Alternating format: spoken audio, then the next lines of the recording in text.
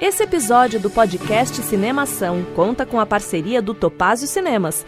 Localizado nos 2 principais shoppings da cidade de Indaiatuba, o Topázio conta com 9 salas e uma programação muito diversificada, capaz de agradar a todos os públicos, além de alta qualidade de imagem e som. Acesse topaziocinemas.com.br e aproveite a melhor programação do interior de São Paulo.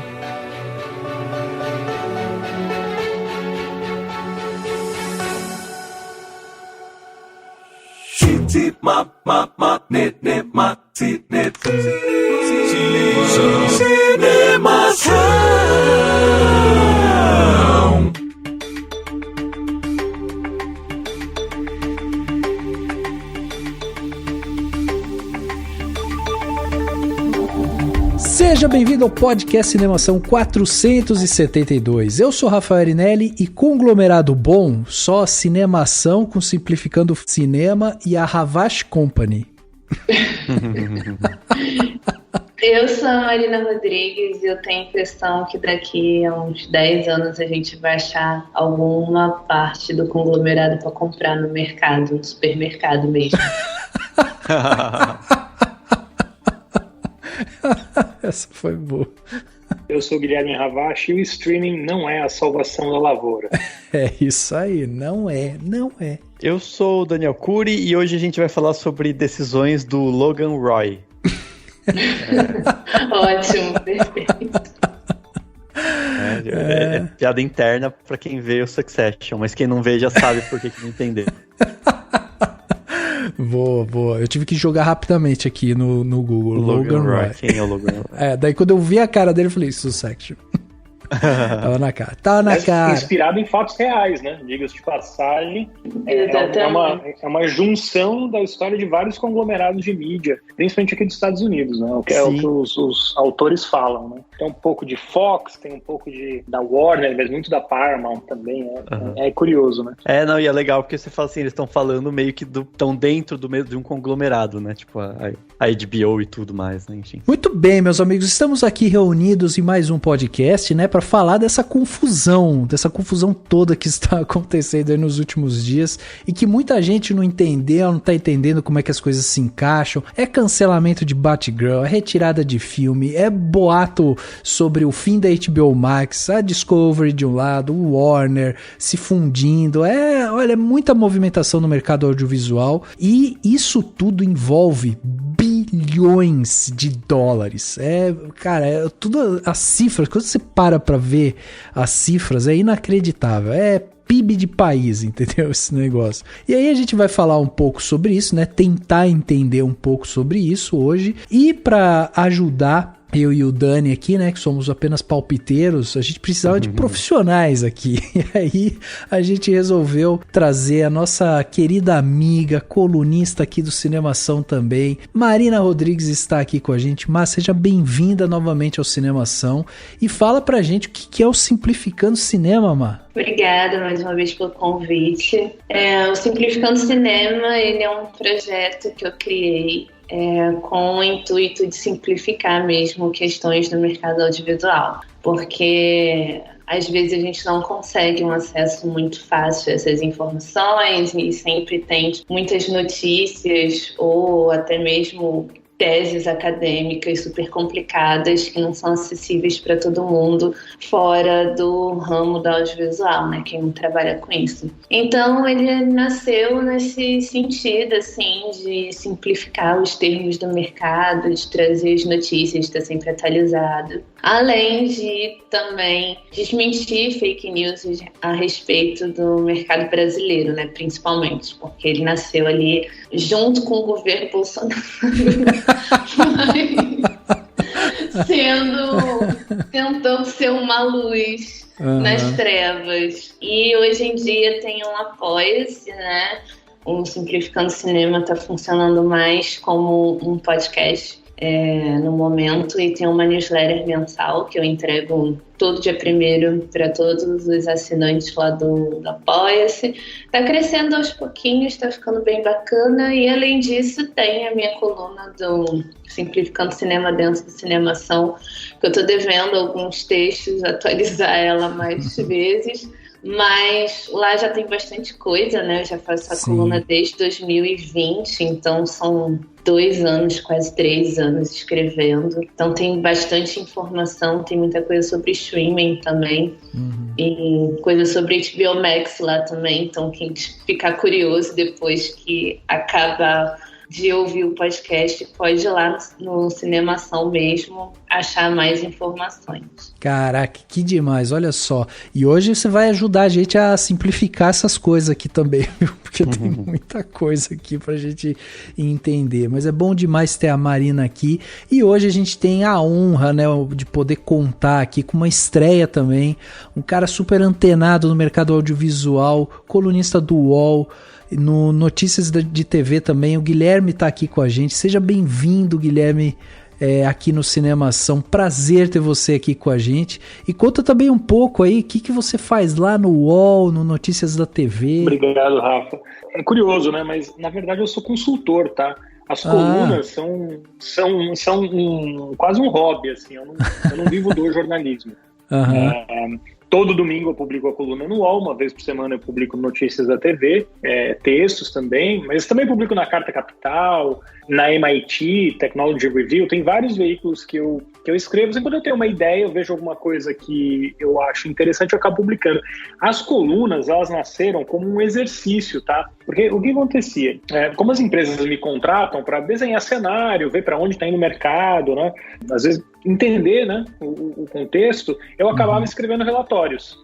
Então eu fazia alguns relatórios com teses, né, ou com algumas teorias, e enfim, isso eu passava para as empresas. Só que algumas vezes, né, tem o trabalho de pesquisa, isso rendia texto, e eu trabalhei em redação muitos anos, eu acabava sentando para organizar as ideias e eu ia escrevendo. Então eu fazia um texto mesmo. E o Daniel Castro, do Notícias da TV, eu comentei com ele e falei assim, por que você não publica uma coluna? Ele deu a ideia, abriu espaço no Notícias da TV e foi lá que eu comecei, publicando alguns textos. Aí outros veículos foram vendo, acabaram me convidando para publicar nesses outros veículos também. Até que eu cheguei no UOL, né? Hoje no UOL, acabei virando, né, o colunista do UOL, porque eu comecei a falar de streaming 2 anos atrás, né? Quando esse mercado ainda estava explodindo, né? Muito dinheiro sendo investido. E eu comecei a falar de uma maneira negativa, num certo sentido. Não porque eu não gosto de streaming, tá? Que fique claro, eu adoro. Mas do ponto de vista do negócio, que é sempre o meu foco, né? Que é o viés que eu dou, eu achava muito difícil essa conta fechar. Então, lá atrás, né, 2 anos, eu tinha críticas ao modelo de negócio e apontava alguns dados. E os fãs ficavam bravos comigo, né? Porque você não gosta da empresa A, não gosta da empresa C. Eu falei, gente, não tem nada contra as empresas, é que para mim a conta não fecha. Então tinha todo o racional, ele explicando aquilo lá. E eu mesmo, né, eu comprava ações da Netflix no passado, né? Eu era um investidor da Netflix. E esses textos me ajudavam, assim, vou vender as ações da Netflix. Não tem sentido fazer isso. Eu tinha da Netflix e de outras empresas de mídia que eu achava que tinham potencial de crescer e iam dar bons resultados e assim por diante. Aí eu acabei vendendo na hora certa. Só para lembrar, né, a Netflix, de um ano para cá, perdeu mais de 60% do valor de mercado, né? Então, você imagina, para quem investe, você vê aí desaparecer, virar pó, 60% do valor que você tinha investido é um dado relevante. Nossa. E mesmo para as empresas, né, é um ponto importante, porque muita empresa está definindo, vou entrar no streaming, eu sempre falo, você vai ser um exército na guerra ou você vai ser um vendedor de armas? Hoje, se você tem um streaming, uma plataforma, você entrou na guerra. Se você produz conteúdo e vende para as plataformas, você é um vendedor de armas, num certo sentido. Então, isso eu discuto muito, né? Enfim, no mercado, né?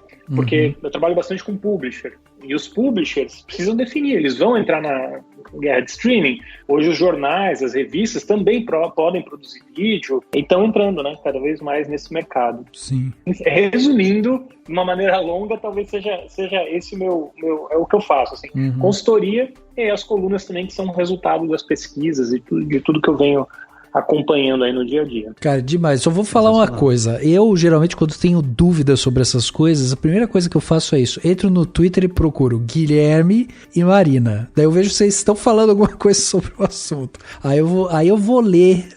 Então, assim, temos aqui 2 enciclopédias.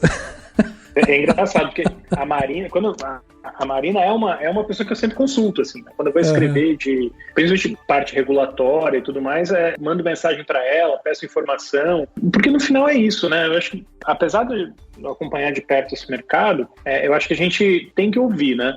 E tem que se livrar de alguns preconceitos, de alguns não, de todos, né, na hora de escrever, porque dinheiro não tem opinião, né? Se você pensar da perspectiva do negócio, assim, ou o negócio dá certo ou o negócio não dá certo. Exato. Ou traz receita, ou traz dinheiro, ou não traz dinheiro. E no final do dia, eu acho que isso acaba cruzando muito com o que a Marina fala, porque tem uma distorção, né, de pensar que a indústria audiovisual é um negócio de idealístico ou de apaixonados. Não deixa de ser, mas no final é um negócio, gera receita, gera divisa, gera dinheiro. Esse é um ponto que eu bato muito, assim, e o Brasil perde uma grande oportunidade quando não usa essa indústria com todo o potencial que ela tem, né? Exato, exatamente.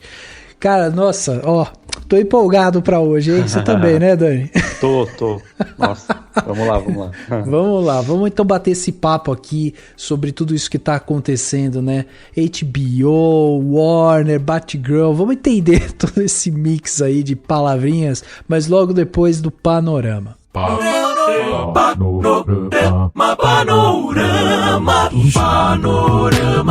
Panorama.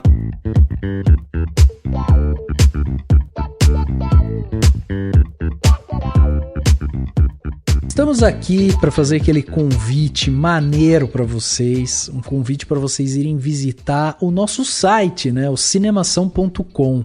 Tem muita gente que não sabe, mas o podcast do Cinemação, ele fica dentro do site do cinemação.com, que é o portal onde a gente tem ali várias pessoas que escrevem, que criam artigos, que escrevem críticas, né, de filmes e tal, e tem colunas lá dentro, né, como a Marina, que está aqui hoje gravando com a gente. Ela tem uma coluna dentro do Cinemação, que é o Simplificando o Cinema, onde ela fala justamente sobre a parte de regulamentação, tudo mais dentro do audiovisual. Então, você pode ir lá dentro do cinemação.com para você se aprofundar ainda mais no assunto de cinema e audiovisual. Acessando cinemação.com, você vai se deparar com muita coisa bacana. Logo de cara ali você já vai ter todos os destaques, tudo que a gente publicou recentemente, né? E mais para baixo você ainda vai ver vídeos, vai ver o que a galera tá comentando, né, nos posts, para você também comentar. Então tem muita coisa bacana lá para você correr e descobrir. Agora,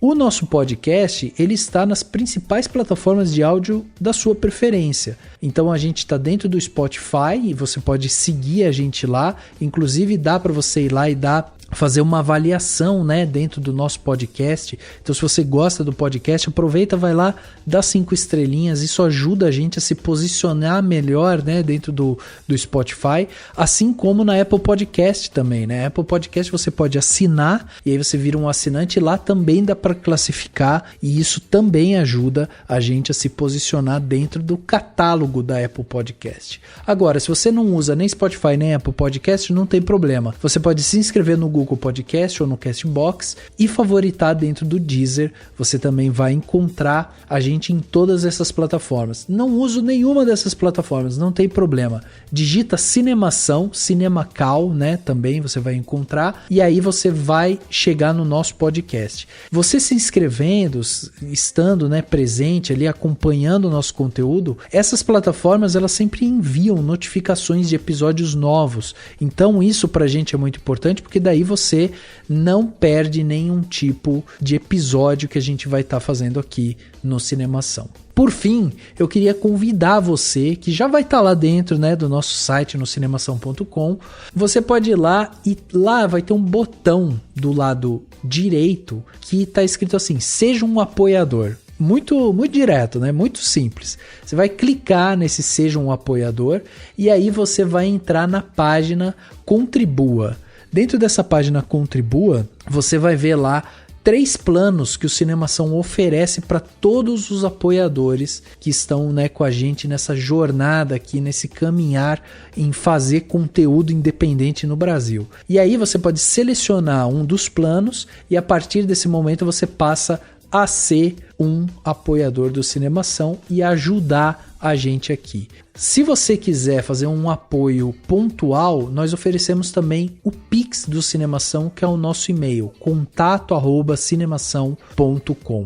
Dentro do Pix vai aparecer ali meu nome e aí você vai poder fazer a doação que você julgar necessária aí pra gente. Lembrando que é muito importante esse tipo de doação, você faz se você puder, se você tiver afim, né, de contribuir, mas é muito importante pra gente porque isso mantém o Cinemação no ar, fazendo, né, os pagamentos ali para os nossos autores, para hospedagem, né, a gente reinveste essa grana dentro do próprio Cinemação para criar cada vez mais conteúdo de qualidade para vocês. Então vai lá, seja um apoiador do Cinemação, visite o nosso site e você não vai se arrepender. E ao visitar o site você pode aproveitar e mandar o seu comentário, né? Entrando nas postagens dos podcasts e até de outros textos, se você quiser, claro, você pode comentar.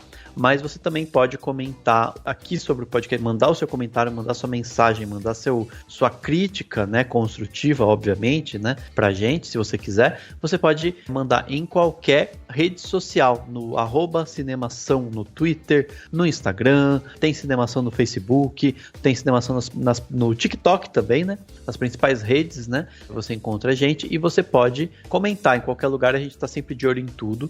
Tem o Castbox também, que é uma plataforma de podcast que tem espaço para comentário, que volta e meia o pessoal comenta lá, também é um ponto. E claro, você pode mandar um e-mail para contato@cinemação.com, né? Um e-mail, aquele e-mail bonitinho, com bastante texto, se você quiser. Pode ser texto curto também não tem problema.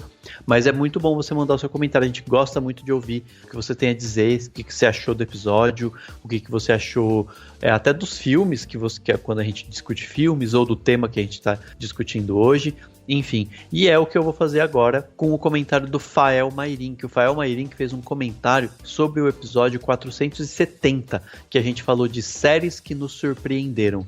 E ele mandou a seguinte mensagem: boa noite, adorei o episódio, coloquei muitas dicas na minha lista para poder assistir depois. Uma série que quero indicar é Dopesick, com o espetacular Michael Keaton, em uma história incrível e ao mesmo tempo pesada, que eu super recomendo. Ela está disponível no Star Plus, então é fácil de achar. E só para encerrar, Zafón é perfeito, né? Ele falou do Carlos Ruiz Zafón, porque a gente comentou dele no episódio, que é um escritor de livros maravilhosos, ele concordou aqui e recomendou a série Dopesick, né? Então você pode ir lá assistir as séries nos seus serviços de streaming e entender melhor sobre esses serviços no episódio de hoje, que a gente vai falar muita coisa bacana também. E claro, mande seu comentário sempre que possível, que é muito importante pra gente.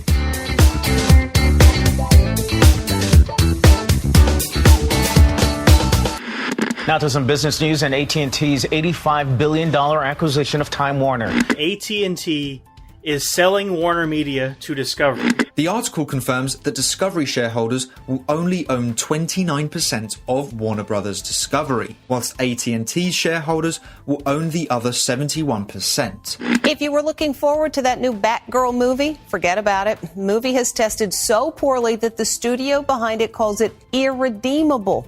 That means no one will ever see what has now become a very expensive mistake.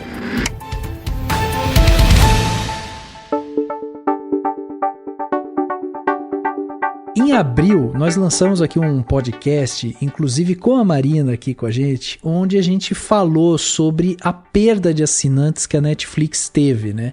E como tudo isso gerou ali um burburinho também no mercado, queda, né? Até como o Guilherme já começou explicando aqui pra gente algumas dessas coisas.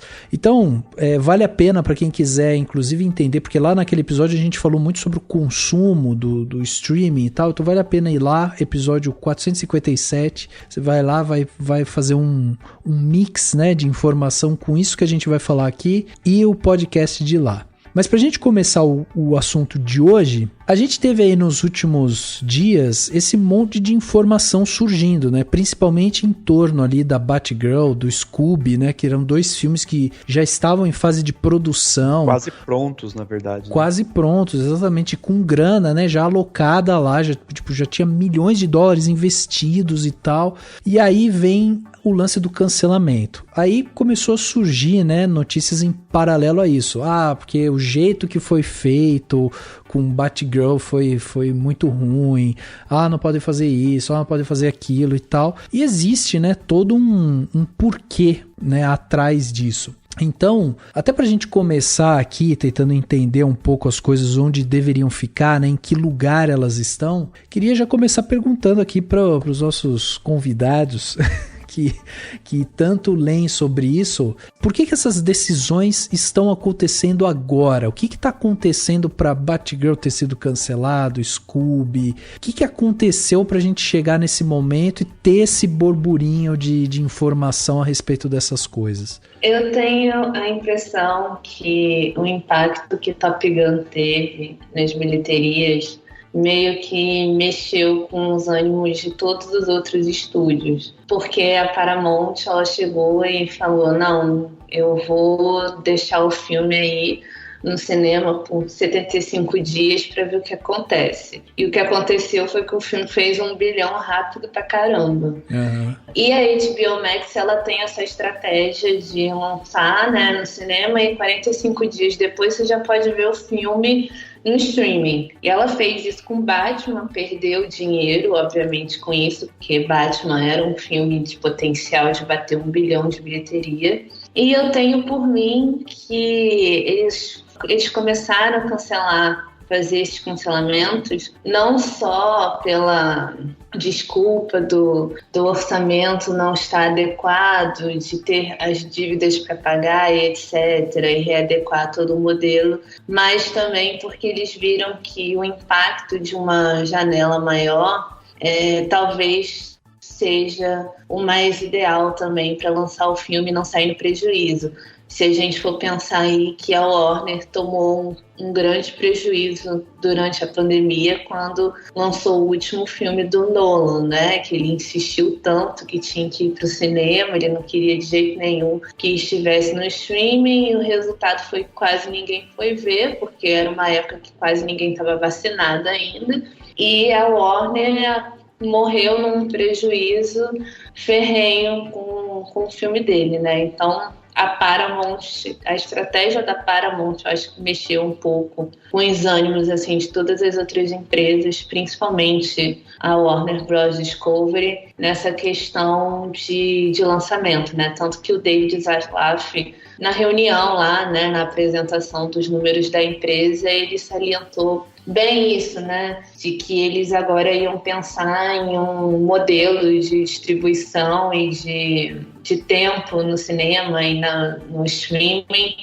que fosse adequado para cada obra. Uhum. Então, acredito que essas mexidas tenham começado por esse pensamento, né? Mas não é o único. Uhum. Tem uma visão, assim, eu acho que eles fizeram o que eles tinham que fazer. E eu sei que é duro para o fã ouvir isso, né? Uhum. Mas assim, a Discovery, quando comprou a Warner, ficou com uma dívida de 58 bilhões, hoje já está em torno de 53 bilhões, até o final de agosto eles vão pagar mais 6 bilhões da dívida já. Mataram a CNN Plus, mataram uma série de conteúdos que estavam sendo criados e, importante dizer, né, tiraram do ar conteúdos que já estavam produzidos no ar. Aqui no Brasil saiu o programa da Ivete Sangalo, da HBO, saiu Angélica, saiu o programa da Sandy. Nos Estados Unidos saíram séries, saíram filmes, saiu um monte de coisa do ar, né? A legislação americana, tributária americana, quando você compra uma empresa, ela permite que você, por um determinado espaço de tempo, a fusão Discovery e Warner foi concluída agora, né? No primeiro trimestre do ano.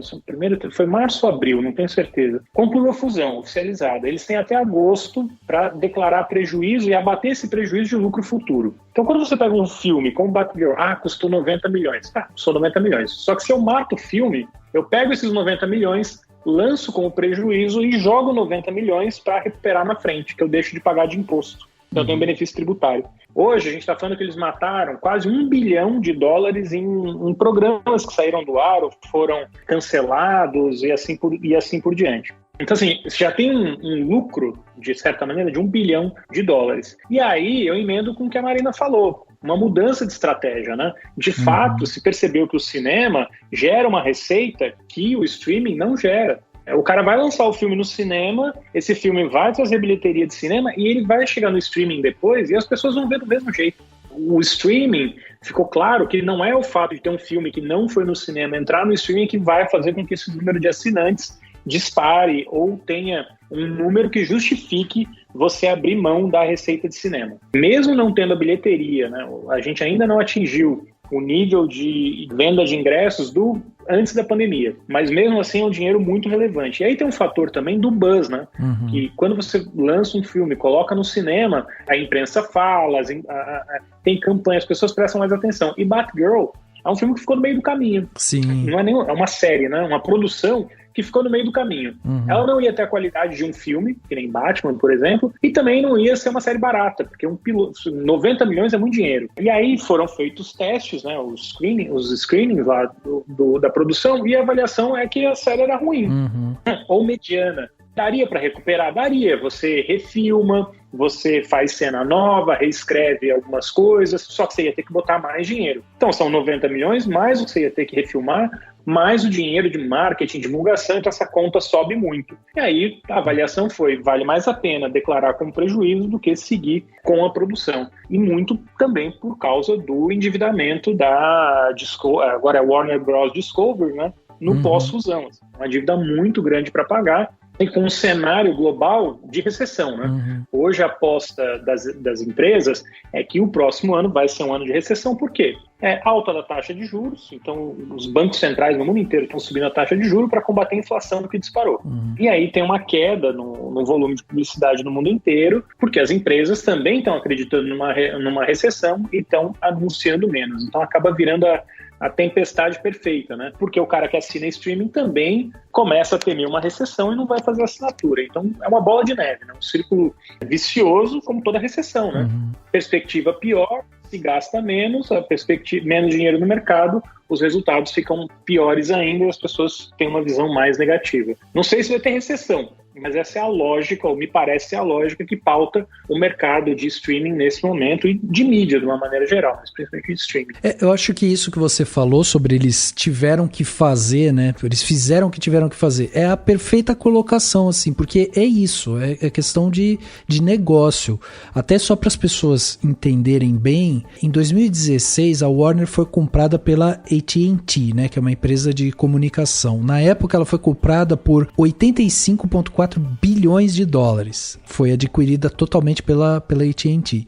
E aí, conforme foi passando o tempo, eles tiveram vários problemas ali, né? Que tiveram problemas com o estúdio, inclusive, né, com a franquia lá da Liga da Justiça e tal. Então eles tiveram vários problemas. E aí isso foi acarretando justamente esse problema com grana ali. E aí a AT&T, né, resolveu vender parte da Warner Media para Discovery. E ela resolveu vender a HBO Max, CNN, Warner Bros, DC Filmes, a New Line Cinema, o Cartoon Network e mais algumas marcas. E essa transação, ou seja, da AT&T, né, vendendo a Warner para Discovery, foi concluída agora, como o Guilherme bem lembrou, foi concluída agora em abril. Então a gente está num período agora, a gente está gravando esse podcast em agosto, né, de 2022, a gente está falando justamente num momento em que a nova gestão tá ali colocando tudo sobre análise. E aí eles estão vendo justamente o que vai dar grana, o que não vai, o que precisa ser cancelado ou não. Então é isso, tem que cancelar, cancela. Você faz uma análise e vê que o produto é ruim, já cancela. E soma-se a isso esse lance que a Marina falou também, do Top Gun, né? Que acabou esfregando na cara de muitas produtoras, que às vezes você mudar um pouco a estratégia, deixar o filme um tempo longo nos cinemas, acaba dando certo, né? Eu acho interessante como que isso tudo é sintomático, até porque assim, a gente gravou um tempo atrás sobre o caso quando a Netflix declarou, né, um prejuízo, perda de assinantes e tal, e aquilo acho que já acendeu um alerta para todo mundo, e eu acho que é interessante ver que como um conglomerado desse tomando essas decisões, também abre um alerta para todo mundo do tipo, pro público e, claro, para as empresas que obviamente já estão ligadas nisso, eu acho que já há mais tempo, né? No sentido de olhar e falar, cara, esse modo de pensar que é muito herdado da Netflix, né? De produzir muita coisa, exagerar em tudo, fazer quantidade e tudo mais, em busca de um lucro futuro que não, né, que não vem e tal, né? É uma coisa que tá fadada a se repensada, né? Já tem gente tem os termos era de ouro dos streamings, então agora a gente estaria talvez no fim da era de ouro, ou talvez o fim da farra, né, dos streamings, como talvez seja um termo legal de falar.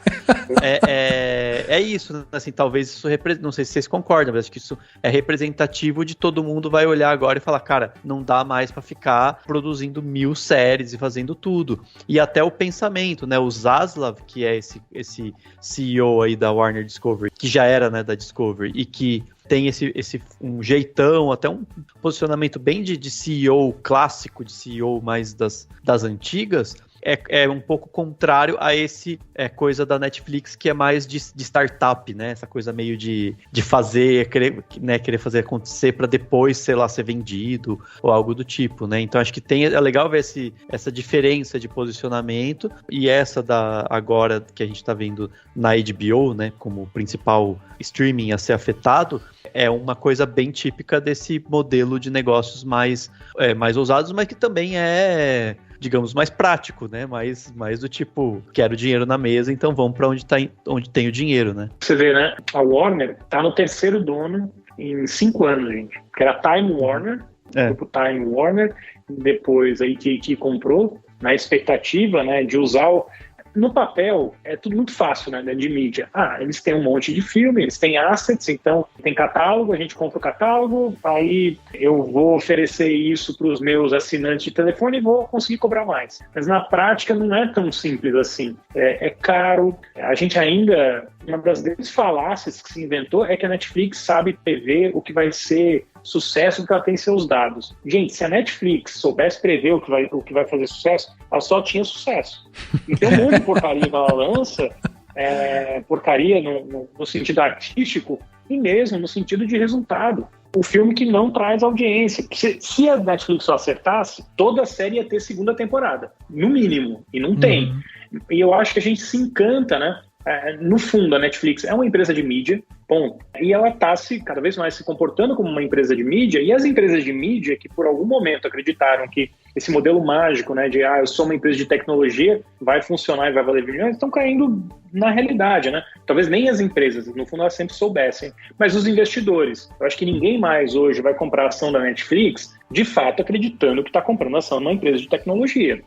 Porque assim, a infraestrutura é a AWS. Ela usa a infraestrutura da Amazon. Todos os serviços que não tem pouca coisa que a Netflix use que tenha propriedade intelectual da Netflix, código desenvolvido pela Netflix. Ela acha vários fornecedores, coloca isso num pacote e aí usa. Como é o Globoplay, como é a HBO, a Paramount. E a prova disso é que muito rápido, quando as empresas de mídia tradicional começaram a lançar seus streamings, elas lançaram. Tiveram algumas dificuldades, né, no início, porque dava pau, travava, mas hoje basicamente se resolveu. Sempre foi mais uma questão de dinheiro, se você tinha dinheiro para investir nisso ou não. Como o Globoplay, por exemplo, não sei se vocês lembram, 1 ano atrás, não na edição passada do Globoplay, o Globoplay travava. Ele não dava conta de atender a demanda de tanta gente entrando no ar ao mesmo tempo.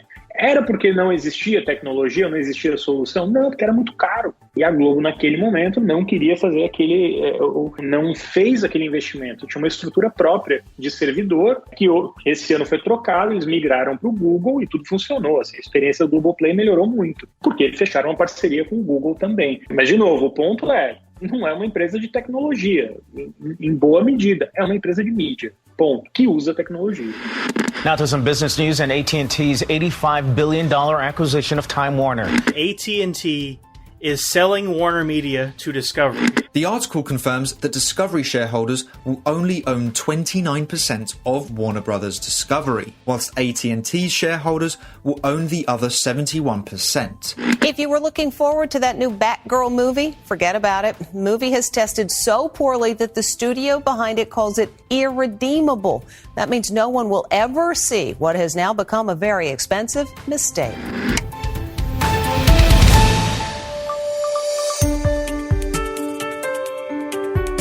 Deixa eu até perguntar uma coisa, pensando aqui na parte do cinema, eu achei muito interessante quando a Marina falou sobre a questão do Top Gama. Eu queria saber assim, porque isso que você falou, né, sobre a gente ter visto, a Paramount ter visto, né, que ter deixado o filme tanto tempo no cinema e ele ter batido 1 bilhão de uma forma tão rápida acabou elevando, né, a ciumeira nas outras empresas. Você acha que isso reforça o discurso ou reforça a imagem do cinema como ainda sendo um capital muito grande, né, para as produtoras, e daí o streaming passa a ser quase como uma linha auxiliar desses grandes lançamentos, assim? Com certeza, eu acredito muito em lançamento híbrido, já escrevi vários textos sobre isso, mas o lançamento híbrido ele ainda não entendeu que ele precisa respeitar a sala de cinema um pouco mais do que ele tentou respeitar durante a pandemia. Obviamente que foi um evento assim, que não vai acontecer todo ano, né? As pessoas estão voltando a ir ao cinema normalmente agora, mas o lançamento híbrido ele vai continuar existindo, mas ele precisa respeitar certas demarcações. E o streaming ele tem esse ego de achar que ele pode ser maior do que qualquer coisa, ele pode ser maior do que a TV, ele pode ser até maior do que o cinema, se ele quiser. Porque a maioria das plataformas que a gente assina são de grandes estúdios, são de grandes empresas, né? E aí, corroborando com o que o Guilherme falou. Mas eles não querem investir a ponto de manter esses filmes com eles, ou até mesmo de desenvolver novos filmes para que esses filmes depois estejam no catálogo. Então a gente tem um problema muito grande com o streaming hoje, a falta de recursos financeiros mesmo, porque ele é, entre muitas aspas, a grande revolução da televisão, mas ele não quer cumprir com o que a televisão já faz há meio século por baixo, né? E aí entra a grande questão, que é agora eles investirem em planos com publicidade, porque eles precisam também dessa verba para poder fazer caixa, porque eles não conseguem sobreviver só com o que eles lucram ali dentro. Então, isso bate muito de frente também com o problema que a Marvel vem enfrentando agora com a questão do CGI, né? Porque além da Disney ela ter essa demanda feroz pela sala de cinema, porque todo filme precisa bater um bilhão, toda a série da Marvel precisa ser a mais assistida da semana, ela também não consegue mais ter os recursos ali para fazer um grande CGI, né? Um CGI maravilhoso, porque você está lançando um filme e você já está na pós-produção do outro, que emenda no outro. E elas viram que baratear isso pelo mundo através dos recursos públicos que a empresa tem acesso deu muito mais certo, né? E aí dane-se o trabalhador que vai ficar ali atrás do computador se matando para entregar o negócio e não recebendo por ele. Mas o cinema continua sendo uma força vital e eu acho que me preocupa até um pouco o David Zaslav falar sobre essa questão das janelas e de licenciamento, porque ele não coloca todas as cartas na mesa, né? Ele não explica como é que ele vai fazer isso e a Warner Bros. Discovery ela já assinou muitos compromissos com vários países que hoje têm legislações, né, específicas que meio que obrigam a empresa a fazer o que já estava encomendado, né? Então, eles terem começado a cortar coisas dos países nórdicos já foi um alerta muito grande para o que ia acontecer, e aconteceu na semana passada. Então já estava todo mundo meio assim, com a orelha em pé, pensando no que ia acontecer. E é isso, assim, alguns países eles têm essas obrigações específicas que eles precisam cumprir de qualquer maneira, né? E aí o grande X da questão é saber se isso vai encaixar nesse novo modelo de negócios que eles querem implementar. Entrando essa questão da janela, numa coisa até meio prática, assim, né? Eu vi muita gente comentando, por exemplo, sobre o Elvis, né? Que iria pra HBO, inclusive, esses dias e já não vai mais. Muita gente comentando isso, assim, não vou ver no cinema não, daqui a pouco eu vejo lá na HBO, vejo no streaming e tal. E ele vai, a princípio, pelo que eu vi, ele vai pra locação, né? Pra pessoa ter que pagar pra assistir, né? Na internet. E eu tava pensando nisso, falei, realmente, porque não fecha, a conta não fecha mesmo, se você ficar só com a assinatura e esses lançamentos, né? Tipo, fica estimula justamente esse comportamento de, nossa, pra que eu vou pagar R$30 no cinema, né? Ou até mais, se eu posso ver esse filme em tal lugar. E é isso, né? Se o negócio é vender ingresso, vender entrada pro cinema, eu preciso que todo mundo pague pelo menos um pouco pra ver o filme, né? Só que eu também entendo que tem formatos que podem funcionar, esse híbrido, essa janela mais curta, né? Eu gosto muito do ponto de vista até, assim, sem ser do business, né? Sem ser do negócio, mas do ponto de vista mais artístico, eu acho muito legal essa ideia de que um filme ser exibido no cinema valoriza muito esse filme, mesmo que seja uma exibição pequena, de circuito pequeno, tal, e aí rapidamente ele vai pro streaming. Isso permite algum burburinho, permite algum comentário, né? E eu particularmente acho interessante. Assim, eu vi muita gente criticando, falando, nossa, que absurdo, isso é antiquado, né? Como quem diz, tipo, que coisa antiquada deixar no cinema e demorar para as pessoas verem, né? Assim, em outros lugares. E eu acho muito justo, eu acho que faz sentido se o filme precisa fazer dinheiro, então é preferível deixar ele mais um mês lá no cinema para ver quem que vai, né? Assim, né? Mesmo que não esteja o primeiro dos mais vistos, do que ir para um streaming e aí ele teoricamente não faz mais nada e tá difícil de calcular, né? Em termos de bilheteria e tal. Mas uma coisa que eu ia comentar, Má, que não sei se você, enfim, ajudaria a gente a entender, que é essa questão da publicidade, né? Que a HBO Max anunciou até uma versão gratuita, né? Que seria da HBO Max, com que teria publicidade, e a Netflix e a Disney Plus já tinham também anunciado que lançariam uma versão mais barata com publicidade, né? Não seria gratuita, só que mais barata. E aí tem isso, né? Dá mais dinheiro, tem a publicidade é um outro mercado, uma outra coisa, né? Que vai trazer mais receita para essa indústria e tal. Mas eu fico pensando, do ponto de vista da regulamentação, acho que a maioria dos países não tem isso muito claro, né? Porque como é que funciona daí toda essa regulamentação que tem para TV, né? Que quando eu faço anúncio na TV, no SBT lá, tem imposto, tem taxa. Isso tá tudo muito, muito claro, né, na legislação. E imagino que pro streaming você vai para um outro nível, né, que não tem, imagino que não tenha tanta para onde correr, né, no momento, né. O mercado de publicidade, ele já paga, né, todas essas taxas, etc, pro audiovisual, né, então, e mesmo assim, pro anunciante no streaming, ainda vai sair mais barato para ele anunciar no streaming do que dentro da TV normal, assim, não que isso vai causar um desmanche da publicidade na TV aberta e na TV a cabo, vai todo mundo pro streaming, mas porque o streaming ele é um mercado bem mais barato, né, tanto de compra quanto de venda, porque ele já não paga o tanto que para um licenciamento, tanto que uma TV bem estruturada paga, né, para o seu produto.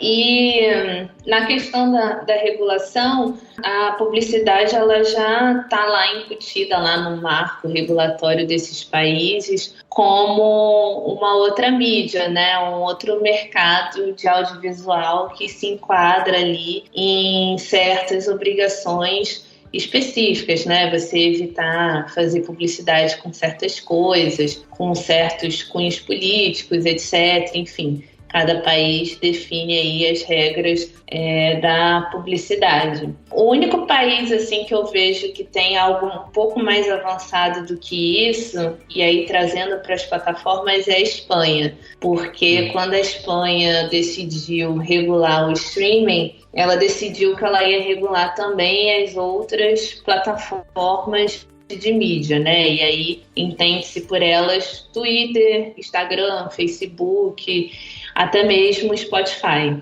E no Instagram ela está tentando passar agora uma lei que é adicional em que os influencers né, no Instagram, ao anunciar a sua publicidade, precisam entrar em regras específicas também, né? Que é, no caso, você não vender nada suspeito para uma audiência menor de idade, você não vender produto milagroso que cura doença, faz você emagrecer, coisas assim que a gente vê dia e noite no Instagram, a gente fica até com raiva de tanta coisa que passa ali de golpe. E a Espanha, ela é um país bem mais avançado dos outros nesse sentido, né? Porque ela bota claramente tá tentando colocar claramente essas questões. Mas nos outros países as obrigações do mercado publicitário mesmo, que já existiam antes. Para mim, essa migração para publicidade não é porque é bom, não tem alternativa. É diferente, entendeu? Exatamente, não tem. A TV já assim, tá virando digital, né? Já ouvi número assim, né? Tem fabricante de TV no Brasil, projeta que até 2025, a expectativa é chegar a mais de 90% das TVs conectadas à internet, Smart TV, né? Mais de 50% do consumo hoje quem consome YouTube, tá em casa, vê na tela grande. Quem consome TikTok tá começando a consumir na tela grande. Então, assim, talvez a gente tem uma tendência a olhar essa briga como uma briga de plataforma ou de meio. E, na verdade, essa briga, é pela atenção do consumidor. É onde a gente vai conseguir fazer com que as pessoas consumam o conteúdo. O cinema tem perdido audiência, então ele está virando um artigo de luxo, né? Ele cobra cada vez mais caro para aquela pessoa que quer ter uma experiência. Nessa questão que até que a Marina estava comentando, para mim, qual é o grande risco, né? Não é que a Warner vai voltar a investir no cinema, então a gente vai ter mais filmes no cinema. Eu não tenho essa sensação que vai ter mais filme no cinema, tá, Daniel? Eu acho que vai ser o esquema Marvel. Vai ter um X número de filmes por ano que tem que fazer mais de $1 bilhão de dólares de vendas. Então, assim, no final a gente acaba tendo muito menos diversidade de produção de conteúdo. Ou pode ser um grande risco que a gente corre. Mesmo essa política dos Zaslav, né, de cortar essas produções que não vão dar um grande resultado, acabam também diminuindo a variedade do conteúdo. E aí a gente caminha para um modelo, né, que assim, vai ter filme que vai ser... Talvez o streaming esteja virando o novo mercado de home video, né? Porque quando o filme é muito bacana, vai para o cinema. E aí você espera um tempão para ver lá na outra plataforma. Quando o filme é um filme mais segmentado, ou é um filme de menor orçamento, ou mais voltado para uma audiência específica, você vai e lança direto no streaming. Então pode ser um pouco disso que vai acontecer. Agora, é um dilema para a Warner, né? Porque ao mesmo tempo ela precisa cortar custo, é um fato, ela tem que reduzir a dívida dela, mas ela também tem que ter conteúdo de qualidade. Está provado, assim, a gente já viu pela experiência da Netflix que o conteúdo local também é chave, o conteúdo de qualidade também. É difícil essa equação de você reduzir investimento, cortar custo, trazendo produções que sejam relevantes no nível local. Claro, você vai ter que fazer produção local tentando encontrar, né, um Squid Game, Round 6, né? Como ficou o nome no Brasil, assim, Round 6. Como você vai fazer essas produções locais que talvez possam virar grandes produções? E é uma equação difícil. E acho que o Brasil está numa situação pior do que muitos países, porque não tem uma legislação específica. É difícil fazer cinema, mas também é difícil produzir para streaming no Brasil. E se o cara tiver que decidir, né, vamos lá, o grande estúdio, o grande streaming vai ter que decidir, eu vou produzir no Brasil ou eu vou produzir na Europa, onde tem uma legislação que me obriga a ter X filmes produzidos para cada filme internacional que eu trago, ou de fora. França, por exemplo, é um mercado muito rígido com a questão de streaming, né? Para lançar o filme no streaming, precisa esperar a janela de cinema, se não lança no cinema, então a Netflix tem que esperar mais tempo lá. E aí você vai olhar o volume de produção da Netflix de obras que são feitas na França, não para de crescer. Sim. E tem uma legislação forte lá na França, endereçada para a Netflix e para outras plataformas de streaming. Então, assim, eu acho que é difícil para as plataformas cortar custo e seguir relevante nos mercados, produzir conteúdo, mas os países também deveriam estar olhando com muita atenção a esse tipo de indústria. Ou o Brasil corre o risco de ficar no meio do caminho. Apesar de ser um mercado gigante, hoje a Netflix produz muito mais na Índia do que no Brasil. E tem muito mais assinante no Brasil do que na Índia, a Netflix. Ou mesmo mercados europeus, que não são tão grandes quanto o Brasil, acabam ganhando uma relevância muito maior. E aí a gente acaba com o problema de ovo e da galinha, né? Se produz menos no Brasil, se ganha menos expertise. Com menos expertise, se tem uma tendência ainda menor de produzir. Tem que escapar desse círculo, né, vicioso que a gente tem, né, de não produzir com frequência, tem esses booms de produção, depois elas morrem. Hoje, quando você tira a Globo, né, que é um grande produtor de conteúdo no país, você pode falar do que for da Globo, pode gostar, não gostar, né, mas eles produzem um volume absurdo de conteúdo nacional e com alta qualidade, ganham prêmios e assim por diante. Mas fora a Globo, a gente tem alguns centros de excelência, mas é difícil você falar assim, o Brasil tem 5 empresas do porte da Globo, ou 5 grandes estúdios, ou 3 grandes estúdios. Você tem produtoras grandes, a Conspiração, O2, são super relevantes no mercado. Mas mesmo assim, essas produtoras ainda são muito dependentes dessas grandes plataformas de streaming, né? Cada vez mais. A gente não tem um caminho direto para o mercado internacional, por exemplo. Now to some business news and AT&T's $85 billion acquisition of Time Warner. AT&T is selling Warner Media to Discovery. The article confirms that Discovery shareholders will only own 29% of Warner Bros. Discovery, whilst AT&T's shareholders will own the other 71%. If you were looking forward to that new Batgirl movie, forget about it. The movie has tested so poorly that the studio behind it calls it irredeemable. That means no one will ever see what has now become a very expensive mistake.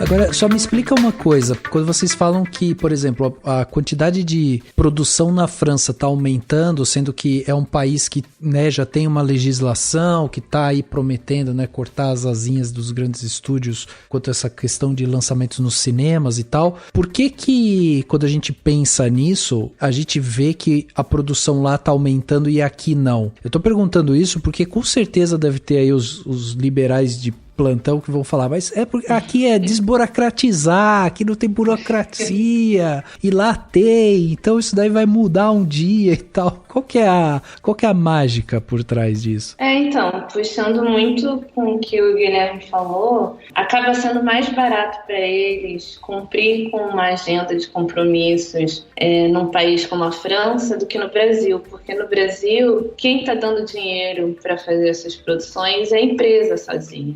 Então você não tem mais de onde tirar dinheiro. Você não tem a HBO Max, né, a Warner, entrando num edital público, porque praticamente não existe mais um cine, né, graças a toda essa desgraça que a gente está vendo aí, em chegar e coproduzir um filme brasileiro, em que metade dos custos vão ser advindos do fundo setorial. Então, a empresa tem a garantia de que ela vai entrar num acordo, num contrato, onde ela sabe que ela vai entrar com uma parte, mas ela vai conseguir captar a outra.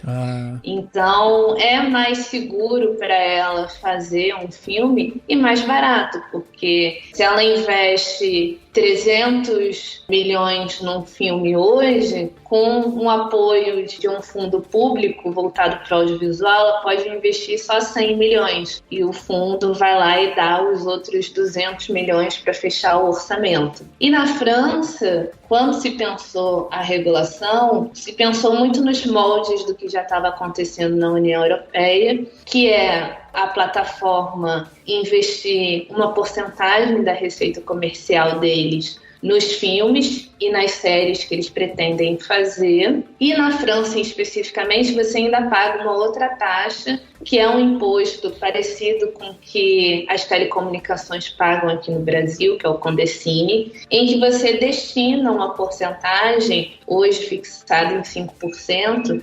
diretamente para o órgão francês, né? Então o órgão francês vai pegar esses 5% da HBO Max e vai colocar em novos editais. Então a HBO Max, ela vai pagar esse dinheiro e daqui a um ano ela vai estar produzindo com esse dinheiro que ela pagou, porque ela vai poder fazer uma coprodução com uma produtora local, e essa produtora local vai até o edital aberto lá do órgão francês e vai ali levar o projeto para ser aprovado, para ser feito, e vai ganhar os recursos financeiros que um dia foi o imposto que a HBO Max pagou, né? Só que a gente tem no Brasil uma cultura de dependência do mercado norte-americano, né? Então, por conta de todo o lobby que a gente vê sendo feito, e foi feito até mesmo para aprovar a fusão da Time Warner com a AT&T, exatamente, depois com a Discovery, mas aí já estava tudo uma palhaçada, então não precisa nem citar. Mas com a Time Warner e a AT&T, a gente tem a interferência de Eduardo Bolsonaro fazendo lobby diretamente na Anatel, para a Anatel aprovar isso sem nenhuma contrapartida, né? E a gente tem no Brasil uma lei da TV paga que proibia e proíbe ainda a fusão ser feita do jeito que ela fez, porque para ser aprovado, a AT&T como dona prioritária, ela tinha que largar a mão de ser dona da Sky ou de ser uma programadora enquanto Time Warner, né? Então, nessa época, ela já era dona da Sky, então ela concentrou um monopólio gigante de mídia no país e nada foi feito, né? Então, a Warner, ela anda pelo Brasil muito despreocupada de pagar qualquer coisa. Então, hoje, quando ela precisa cortar custos, ela vai em cima de países que não dão segurança nenhuma financeira para ela. E aí, o prejuízo maior é com o trabalhador do audiovisual, né? Um exemplo muito que chegou até mim é um dos projetos que já estavam sendo filmados para HBO Max, que foi cancelado do dia para a noite, né? E eu tenho uma colega minha da época da faculdade que estava trabalhando e ela me contou em off o desespero que foi, porque eles tinham acabado de contratar uma equipe adicional e tiveram que cancelar tudo do dia para a noite, né? Então, imagina, você é contratado para fazer um trabalho que já é autônomo, né? Você não tem uma carteira assinada, você não é contratado da produtora brasileira, você vai lá prestar um serviço. E do nada, a grande empresa, né, a grande salvação brasileira, streaming, chega lá e fala que não vai mais acontecer nada, e você fica no meio do caminho, sem dinheiro e sem saber o que vai acontecer. Então, ela redistribui o prejuízo dela para essas empresas, né? E aí é o que o Guilherme falou, a gente tem conspiração, a gente tem O2 que trabalha para essa galera, mas quais que são os benefícios a longo prazo? Porque a conspiração não vai ver dinheiro nenhum, ela terminou de fazer o projeto e ela não vai receber mais nenhum centavo por aquilo. O streaming vai ganhar ali milhões em cima daquele produto e ela não vai ganhar nenhum centavo, ela não tem como licenciar aquilo para um outro lugar se ela quiser. Ela é um mero fornecedor, ela não é um sócio do negócio. Exatamente. Ela abre mão da propriedade intelectual. É um prestador de serviço. Até por uma limitação de negociação, né, Marina? O cara não tem poder de negociação. Não tem, exatamente. Foi o que a França cortou, né, com a regulação, porque hoje, quando você é dono de uma obra, você continua sendo dono de uma obra. E a França ainda virou para assim, tá achando ruim, então a gente vai colocar um prazo aqui pro filme, você vai poder explorar esse licenciamento por X meses. E se o dono da obra não quiser mais nada com você, você vai ter que tirar a obra do seu catálogo e ele vai poder levar isso para um streaming que, sei lá, é rival seu de frente. Então a França, ela foi muito incisiva em cima disso e a gente vê essa proteção dos direitos patrimoniais para os verdadeiros donos das obras em muitos outros países, né? E não tem nenhuma semana que a gente viu o Pedro Cardoso, né? Saiu uma notícia do Pedro Cardoso falando que ele foi excluído do próprio projeto que ele escreveu para HBO Max. Nossa! Porque eles não estão nem aí, entendeu? O dono é HBO Max, não é mais o Pedro Cardoso. Não importa se o Pedro Cardoso ficou 10 anos escrevendo o projeto dele, entendeu? Ele vai ganhar ali alguma mixaria muito inferior ou não vai ganhar nada, porque ele foi excluído do projeto, né?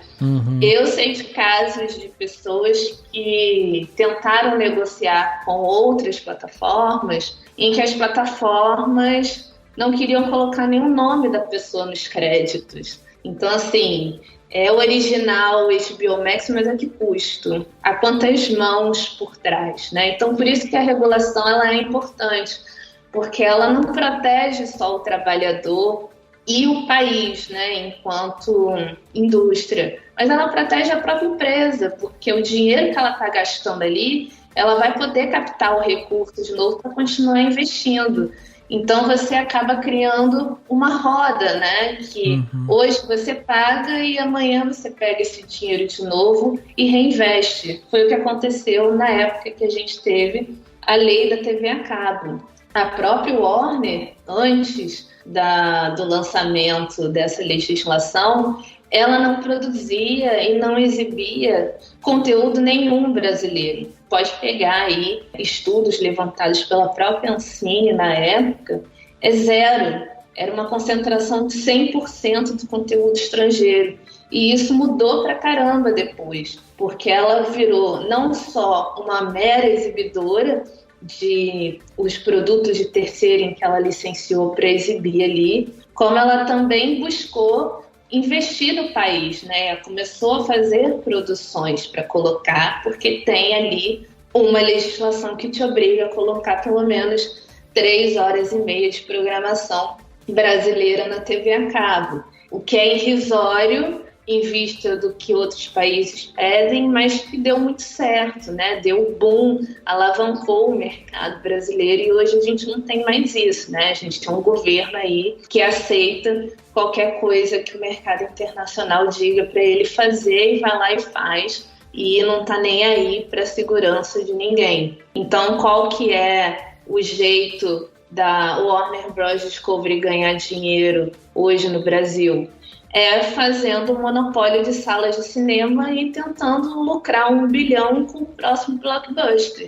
E aí o país perde 2 vezes. Quer dizer, será que a gente pode ter um movimento daqui pra frente, se não houver uma regulamentação disso e tal, a gente pode ver de repente um movimento do tipo, essas grandes produtoras, esses conglomerados e tal, virem pro Brasil, comprar a preço de banana alguma obra aí com propriedade intelectual X, né?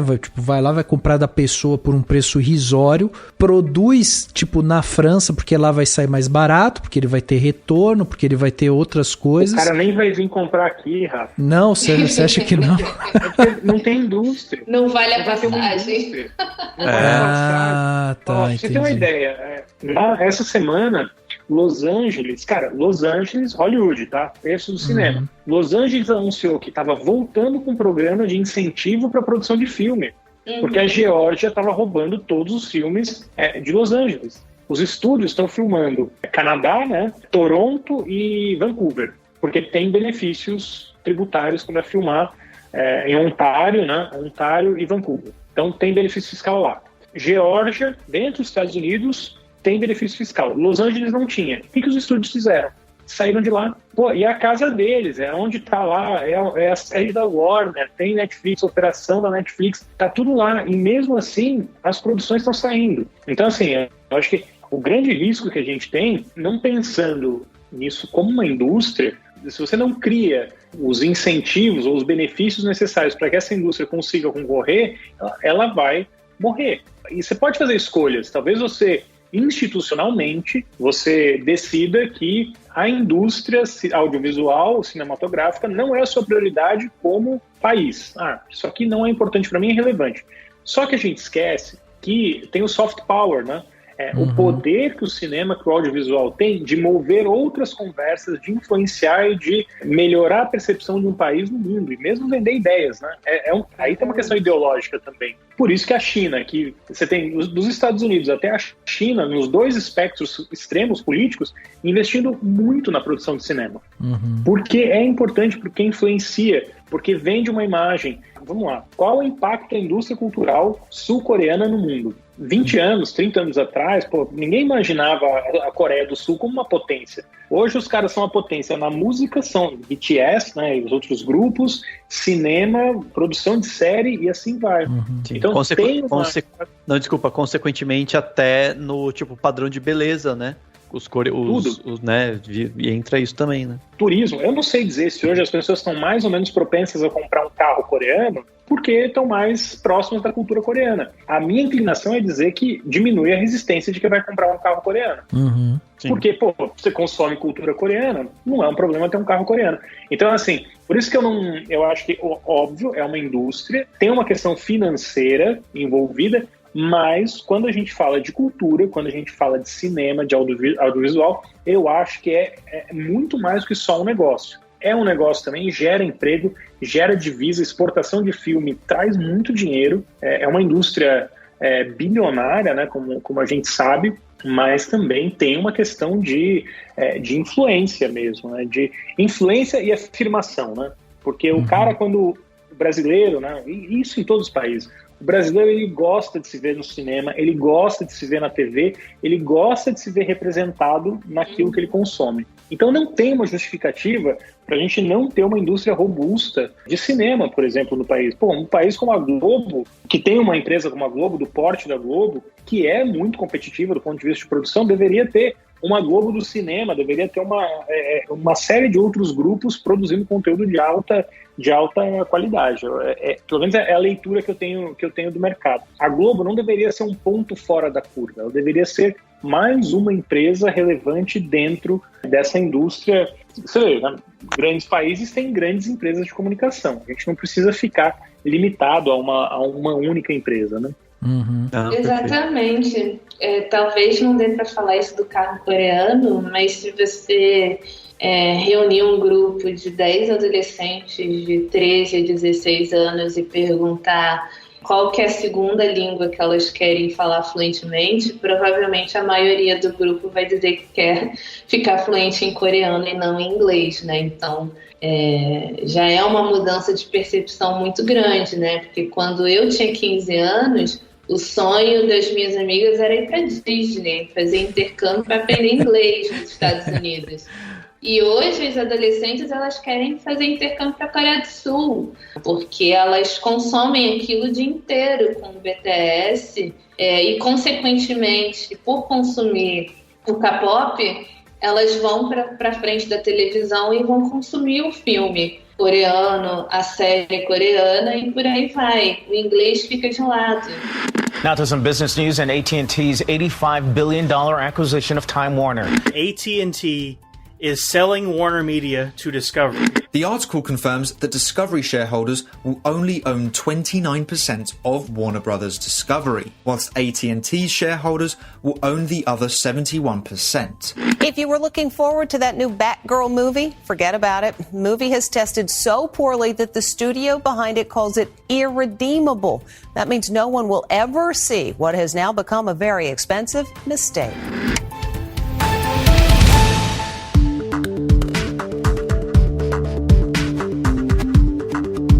Quando a gente fala da regulamentação e de como acaba sendo esse ciclo de ganha-ganha, né? Todo mundo sai ganhando um pouco. É isso, a Netflix nunca teria um sucesso como o Round 6, né, da série, se não fosse a regulamentação coreana falar, tem que fazer série aqui também com a gente e tal, né, valorizando tudo lá. Então é esse, com certeza ela saiu ganhando, com certeza teve novos assinantes na própria Coreia do Sul pra ver a série, ou até de fora e tal. Então acho que é legal como que nisso a gente já vê, né, esse ganha-ganha, e é isso, essa regulamentação também protege muito mais quando a gente tem uma situação de crise, né, que a gente, então, agora, 2023 está vindo aí com essa chance grande de recessão. Nos países onde tiver regulamentado, você não vai ter tanta perda, você não vai chacoalhar tanto, e com certeza no Brasil, né, a gente tende a haver uma debandada, né, assim, se nada for feito em relação a isso. Não sei se vocês concordam, mas acho que é por aí, né, assim,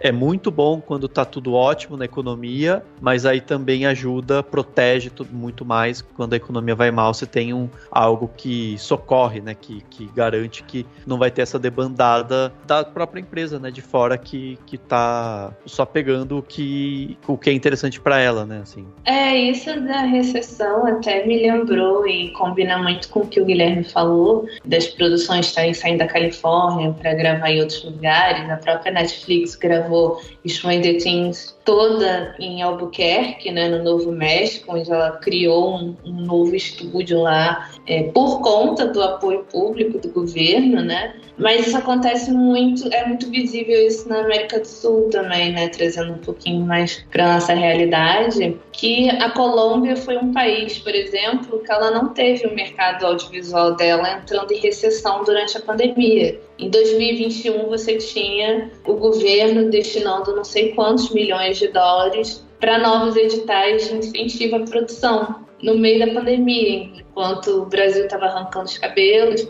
a Argentina, então, coitada, nem se fala. E a Colômbia agora, com esse novo governo, que pretende ser um governo mais progressista do que o anterior, é muito capaz de ingressar num top 3 do mercado da América Latina por conta da força desses incentivos de filmagem, né? Então a Colômbia, ela foi muito prioritária nessa questão das film commissions aqui no continente, e ela não entrou em recessão por conta disso, né? E ela entende a importância. Então, hoje, uma produção internacional que queira, eu tenho uma cena para gravar numa praia que é no Brasil, ela dificilmente vai pensar no Rio de Janeiro. Ela pode pensar numa praia no Caribe colombiano, ir lá filmar, porque vai dar mais retorno para ela, e dizer que é no Brasil. Então, o problema todo é esse também. A gente deixa de dar dinheiro para esses incentivos mais regionais e essas produções vão arrumando brechas em outros países em que você pode fingir que ali é uma praia no Rio de Janeiro, que ali é uma grande avenida em São Paulo, e que não seja propriamente no Brasil, né? Então, isso que a gente, enquanto pessoas do mercado, né, e com voz para ir reclamar os próximos governos, precisam ter atenção também, porque são milhões que a gente perde todos os anos. É tão bizarro isso, porque eu acho que algumas pessoas ainda têm dificuldade em entender, porque até esses exemplos que vocês estavam falando sobre Los Angeles e tudo mais, a gente aqui, né, Dani, a gente escutou recentemente a galera falando: o mercado brasileiro tinha que ficar igual ao americano, privatizar tudo. Acho que é o discurso fácil, né? Fácil, cara. Porque, assim, eu acho que o problema não é a recessão, o mercado tá bom, é a falta de políticas claras. Uhum. Qual é a regra do jogo? E numa escala global. Não dá pra gente imaginar que a gente vive isolado no mundo. A gente tem que observar essas boas experiências do mercado americano, Coreia do Sul, óbvio que dentro do tamanho, né, que a gente tem. Essas empresas operam como banco, gente. Cada vez mais as grandes empresas operam como banco. Com quem que o banco olha? Onde vai ter a melhor rentabilidade para o investimento. Uhum. É dar retorno ao acionista.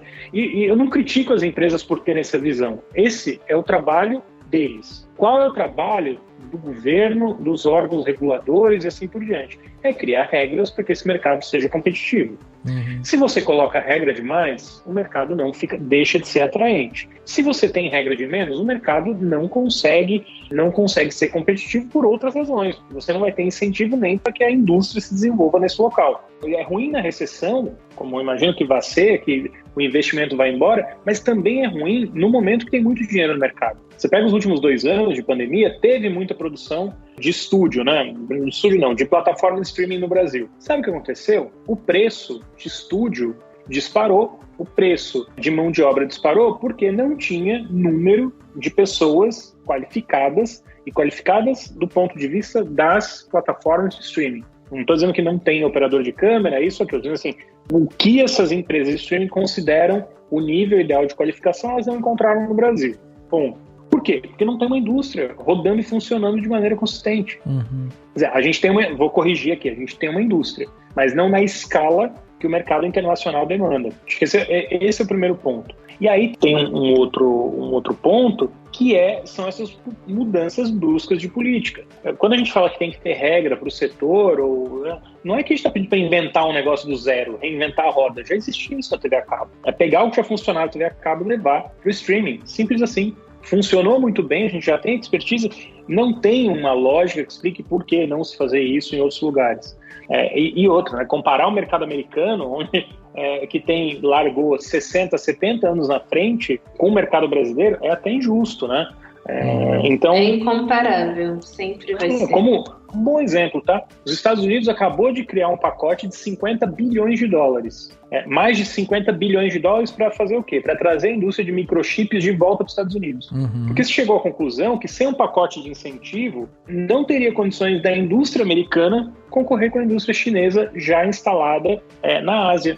Então se cria um pacote aqui com bilhões de dólares para incentivar a instalação de indústrias que produzam chips aqui nos Estados Unidos. Mercado liberal, mercado desenvolvido, né, é a referência de liberalismo no mundo, e acabou de passar um pacote de bilhões de dólares para trazer uma indústria para cá. Por quê? Porque a indústria, nesse momento, sem esse incentivo, não vai conseguir crescer nos Estados Unidos. Então, a gente tem que separar um pouco nessa questão ideológica dessa discussão e começar a olhar o número, né, na prática mesmo, o que isso significa para a economia. É importante essa indústria? É uma indústria-chave? Tem relevância? Os cenários que o Brasil tem, né, com o histórico de produção artística que o Brasil tem, eu acho que a gente tem todos os atributos para ter uma grande indústria cinematográfica, não só produzindo conteúdo para o Brasil, mas concorrendo internacionalmente. Mais de 200 milhões de habitantes é o suficiente para você ter uma boa produção local, importante para o Brasil, mas também para concorrer de igual para igual com as grandes produções no exterior. Né? Não, e até o que a Marina estava falando, né, de que a gente vai ver nossos cinemas lotados, né, com esse tipo de produção do exterior. Eu estava até pensando, porque quando eu falei para vocês assim, será que a galera não vem aqui, compra alguma coisa, produz lá fora, daí vocês já falaram, não vai nem acontecer isso, porque não compensa, né, vir aqui. Aí eu pensei, então pelo menos eles podem ocupar salas de cinema. Daí a gente tá falando de 3.200, 3.500 salas de cinema que a gente tem no Brasil, que é um número pequenininho também, e aí eles vão ocupar tudo com produção de fora, quer dizer, a cultura brasileira vai minguando, né? Eu vou só corrigir uma informação aqui que eu fui até checar, tá?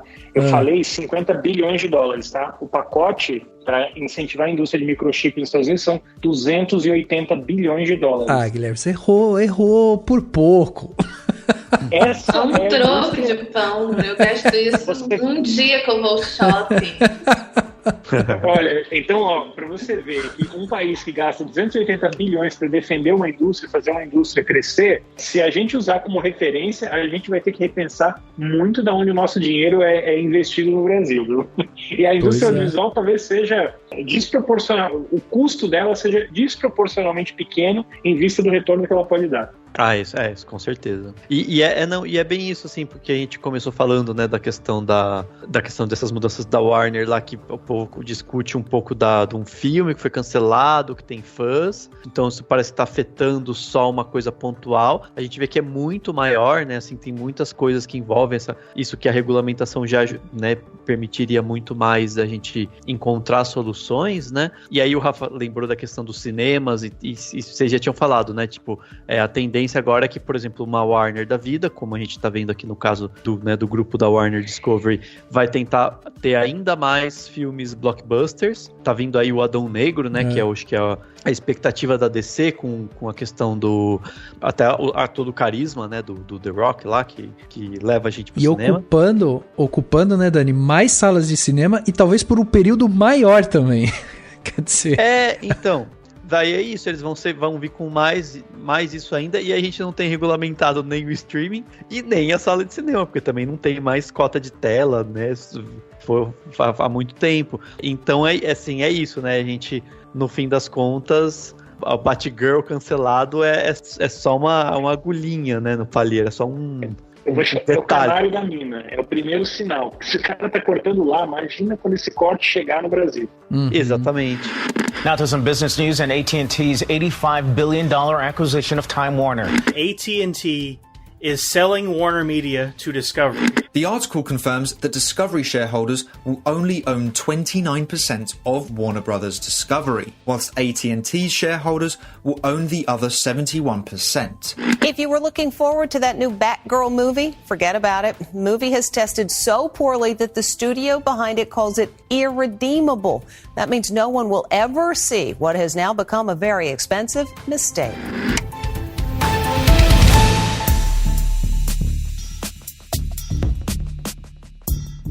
Aí as pessoas, às vezes, estão tão preocupadas, natural, não é uma crítica, assim, né, os fãs, o pessoal que está acompanhando o lançamento, fica preocupado com o que ele gosta, com o que ele é fã, fica, às vezes, na superfície. O fã está no papel dele, Daniel. Ele tem que defender a obra.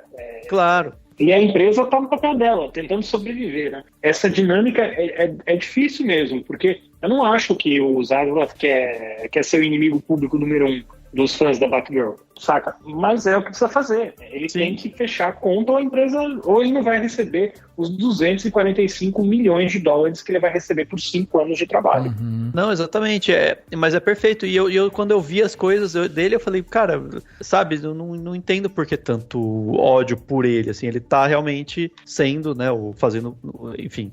Mas o que eu tava falando da questão do pessoal olhando, é que, assim, a gente olha pra superfície, beleza, faz parte, a gente tá, às vezes, o pessoal tá preocupado com lá que a Batgirl não vai ser lançado e que se desrespeitou os artistas que fizeram a série, ok, concordo, mas no fim das contas, lá no fundo, se você mergulhar no fundo da piscina, você vai ver que vão desrespeitar ainda mais os artistas brasileiros, já estão desrespeitando os artistas brasileiros, e às vezes isso vai, a superfície que você tá vendo, você não vê que de repente é o seu amigo, o seu vizinho, é o seu, sei lá, ou até você mesmo que vai ficar desempregado por causa disso, né? Mas eu tenho uma leitura um pouco diferente aí, Daniel, porque lembra quando o Jason Kilar, que era o CEO da Warner Media, disse que não botaria os filmes no cinema e que levaria direto para o streaming? Quanto diretor, ator, reclamou? Sim. Virou uma comoção no mundo artístico. O cara cancelou filme, série, canal de notícias, né? Alguém falou alguma coisa? Sindicato, artista, nem o elenco reclamou. E aí, essa é a pergunta que eu me faço. Então, assim, você diz que não vai lançar um filme no cinema, vai lançar no streaming, comoção no meio artístico, né? Entre os profissionais. Aí o cara vai e cancela filme, série, tal, e ninguém fala nada no meio artístico. Pra mim é grande incógnita, assim. Só que o Jason Kilar era o cara que veio da indústria de tecnologia, veio da Amazon, era o corpo estranho dentro da indústria. E aí, o Zaslav, ele é um cara que o que ele fez? Pelo menos que eu li, né? Antes dele cancelar os projetos, ele ligou para todo mundo, ligou para os diretores, ligou para os produtores, para explicar por que ele estava cancelando o projeto. Então, politicamente, é um cara que manobra muito melhor do que o Kilar fazia quando era o CEO da Warner. E com um discurso assim, olha, eu estou cancelando porque eu vou usar esse benefício fiscal e aí eu vou restabelecer a indústria cinematográfica tradicional. Vou fazer grandes filmes, vou lançar no cinema primeiro, eu vou levar a discussão para onde ela estava no passado. É óbvio, eu acho que eles não contavam com os fãs, né? É o famoso vão-se os anéis, ficam-se os dedos, né? Total. Sim. Agora, você comentou, Guilherme, sobre essa questão assim de que o Batgirl pode ser um sinal, né? Porque se teve esse corte lá, imagina quando chegar aqui. A gente consegue fazer essa futurologia? Tipo, o que você imagina que pode chegar aqui? Não é futuro, presente, Rafa. Já chegou. Tem várias emissões acontecendo, várias emissões acontecendo na Warner. Muitos diretores saíram no mundo inteiro, no Brasil não foi diferente, saíram peças-chave da Warner, mas agora o que deve acontecer aí, né, nesses dias, na próxima semana, é um grande corte de pessoas no Brasil. É isso que o mercado comenta, tá? Mesmo internamente, deve acontecer um grande corte e ninguém garante a continuidade do núcleo de novelas da HBO, né? A HBO fez um grande investimento, levou o Silvio de Abreu, levou uma série de pessoas que eram da Globo, um elenco super estrelado, né? Antônio Fagundes, Camila Pitanga, levou todo mundo pra HBO. Tem boa chance de nada disso ver a luz do dia, ou ser lançado. Então, muito ruim. Pra mim é muito bacana você imaginar que teria uma empresa como a HBO concorrendo com a Globo na produção de novelas. Produção de novela, minissérie, cada um vai dar um nome, tem nomes independentemente da terminologia que se use, assim, era alguém fazendo dramaturgia com atores que eram da Globo, com o Silvio de Abreu, que é um cara super respeitado no mercado, muita experiência na novela, e aí a gente tem essa perspectiva de, mesmo que isso aconteça, numa escala muito menor do que se imaginou. Eu acho frustrante, assim, para a indústria, para o mercado. Eu entendo a posição da Warner, né, Warner Bros. Discovery, né, mas eu acho frustrante para o mercado. E uma coisa que a gente comentou lá atrás, que cancelaram também aqueles programas, né, que ia ter da Sandy, da Ivete e tal, né, tudo na HBO, eles cancelaram assim, tiraram do ar, né, já estava até... Já estava lançado e tiraram do ar. Isso acho que entra na questão de entrar com prejuízo, mas acho que também entra com uma possibilidade de depois você vender, né? Assim, porque também existe algumas coisas que foram aventadas que eu li a respeito, que é assim, de que talvez a Warner também tirando coisas da própria, né? Tem coisas da Warner saindo, da Warner, enfim, da Warner Bros. Em geral, das produções antigas e tal, saindo da HBO. E aí foi aventada a possibilidade de que a Warner tentaria nichar a HBO e vender, inclusive, essas produções no método tradicional, né, para outros streamings, para outras plataformas, para outros que queiram comprar, né? Acho que essa questão de venda, né, de conteúdo, ela é cada vez mais comum, e eu acho que os streamings vão trocar conteúdo entre eles com cada vez mais frequência. Inclusive, eu acho que combos vão ficar mais frequentes. Tem uma tendência de aumento de preço. Eu não vejo cenário em que as plataformas não aumentem preço. Vai ficar mais caro, sim, mais caro e com menos conteúdo. No final do dia, resumindo, esse é o resumo da ópera. Porque você vai precisar fazer mais dinheiro. Assim, a Netflix dá lucro, mas esse lucro veio ao custo de perder assinante. Disney Plus não tem, se der lucro é 2027, 2029. O Globoplay dá prejuízo.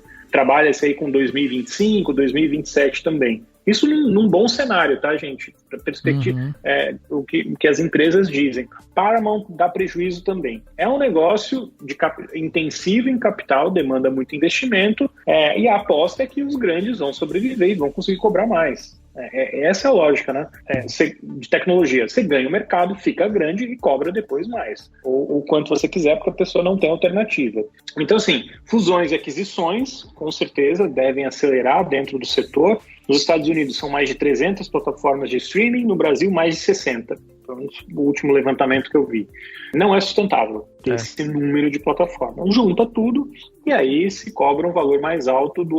A gente volta para a indústria da TV a cabo, num certo sentido, né? A gente pode escolher quando a gente vai ver, o horário que vai ver, mas é a lógica da TV a cabo de botar mais serviços, mais produtos, cobrar mais. O Walmart aqui anunciou essa semana que deve ter uma oferta do Walmart Plus, né, que é a plataforma dele, que vão ter alguns serviços de streaming também. Então, você junta mais serviços, cobra mais da pessoa, mas a percepção é que tem um maior valor agregado, que você tem uma maior oferta de produtos. Como a Disney, que hoje anunciou que passou a Netflix, né? A Disney passou a Netflix em número de assinantes, mas porque eles juntam, né, a conta do Hulu com o Disney Plus, com o Star Plus, né?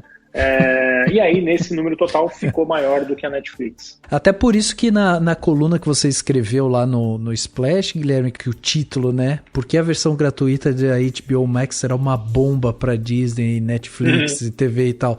É interessante a coluna porque você faz essa explicação e é meio que isso, né? Quer dizer, enquanto algumas desses streams estão anunciando assim, a gente vai fazer planos mais baratos, mas vai ter publicidade, hein? Aí você pode pegar esse plano aqui. Aí do nada vem uma HBO e fala assim, viu, eu nem vou cobrar.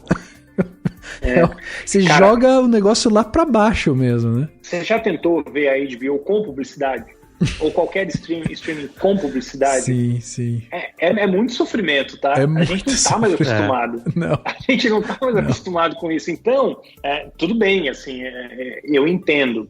Para uma população que uma boa parte, grande parcela da população no mundo, né? Se a gente olha o mercado americano, o mercado Canadá, da Europa, é uma realidade, mas não é a realidade do restante do mundo. As pessoas não têm dinheiro para assinar 5, 6 streamings. É caro, mas as pessoas querem consumir o produto. Então, acho que a opção gratuita, ela democratiza o acesso, ela é positiva, mas, ao mesmo tempo, ela vai te entubar um monte de publicidade. E é chato você assistir toda aquela publicidade. Nossa.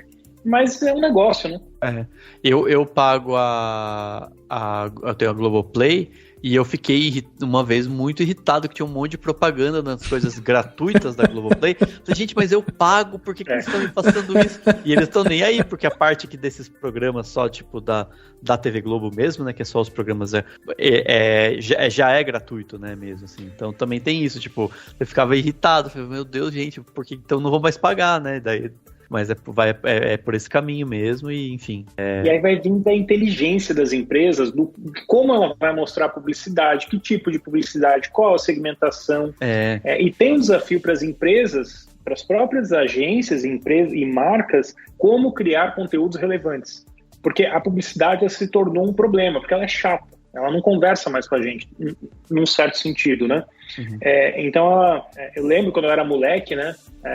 A publicidade meio entrava no dia a dia e era parte da TV. Ver o comercial era parte da experiência. E isso se perdeu, de alguma maneira, ao longo do tempo. Então, acho que também tem um desafio das empresas. As empresas que produzem publicidade também vão ter que se reinventar para esse mercado.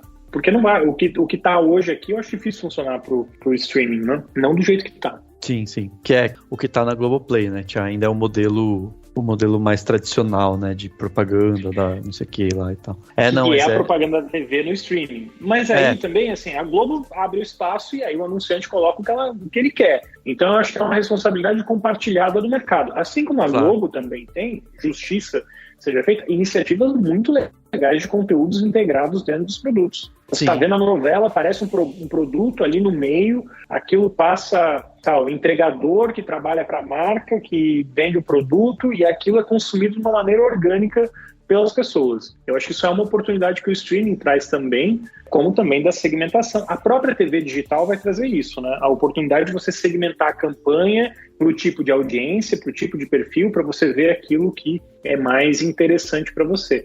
Tem uma questão complexa de privacidade aí, mas é uma oportunidade, sem dúvida. Sim, não, com certeza. E aí entra até a questão lá que a Netflix vai fazer isso em parceria com a Microsoft, né? Então, assim, já tem também papos a respeito dessas possíveis fusões até, né? Tem muita gente comentando o quanto talvez ela não possa haver, né? Ou parcerias, ou fusões, ou compras, né? dessas empresas para se sustentarem, né? Também, que você comentou das fusões entre os streamings, né? Sobreviver. Mas imagino que também, assim, qual não seria o interesse da Microsoft, por exemplo, ser proprietária, nem que seja de uma parte, né, da Netflix, de uma Netflix, por exemplo, né? Isso é um outro caminho também que acho que a gente vai ver, né? Se eu puder, assim, abrindo minha bola de cristal aqui, né, se eu tivesse fazer uma previsão, assim, a hora que a Microsoft terminar de absorver a Activision, né, Blizzard, que eles compraram agora uma gigante de game, um estúdio monstro, tal, para mim o passo natural seria a aquisição da Netflix. Porque é uma peça que falta para a Microsoft. O Google tem o YouTube, a Apple tem o Apple TV, a Amazon tem a Amazon, mas também comprou a MGM, então faria muito sentido a Microsoft também ter uma plataforma de streaming com a força da marca da Netflix, o catálogo da Netflix, e aí integrando essa parte de nuvem. O caro do streaming é a nuvem, né? Uhum. Na verdade, assim, é nuvem, né? Toda essa parte de tecnologia e captação de assinante. Uhum. Você gasta muito dinheiro para captar e reter assinante. Mas toda essa parte de tecnologia, nuvem, publicidade, já está tudo lá dentro da Microsoft, né? Jogar para dentro e tocar. E aí imagina, você ter toda propriedade intelectual de estúdios, né? Que a Microsoft já tem vários, mesmo Minecraft, transformar tudo isso em produto amplificado dentro do streaming. Então, eu vejo aí uma possibilidade, sim, para a própria Apple comprar. Como a Warner Bros. Discovery, quando foi vendida, o CEO da AT&T falou que o plano era vender a Warner Media para a Discovery, para essa empresa ser enxugada, né, ou ficar operacionalmente mais eficiente para ser novamente vendida. Então, assim, o plano da Warner Bros. Discovery, do meu ponto de vista, é equalizar essa dívida para ser novamente vendida, provavelmente com player digital. Interessante. Nossa, é muito louco. E pensar que... futurologia, gente, são chutes... Claro. São chutes educados que eu tento dar. Mas agora tá registrado. Se acontecer, vou falar lá, olha lá, o Guilherme falou, puxar, hein? Né? Vou puxar.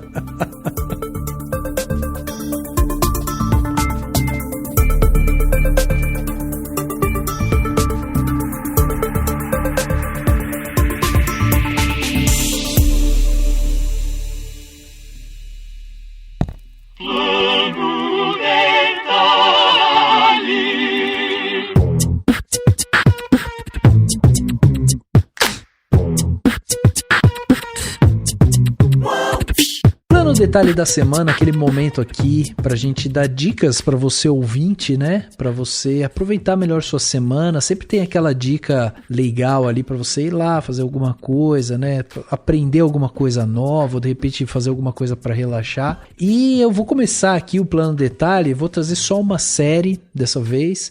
E como a gente falou aqui muito, né, sobre produção brasileira e tal, e recentemente começou, né, a segunda temporada de Bom Dia Verônica, série brasileira que tá na Netflix. Queria fazer essa recomendação.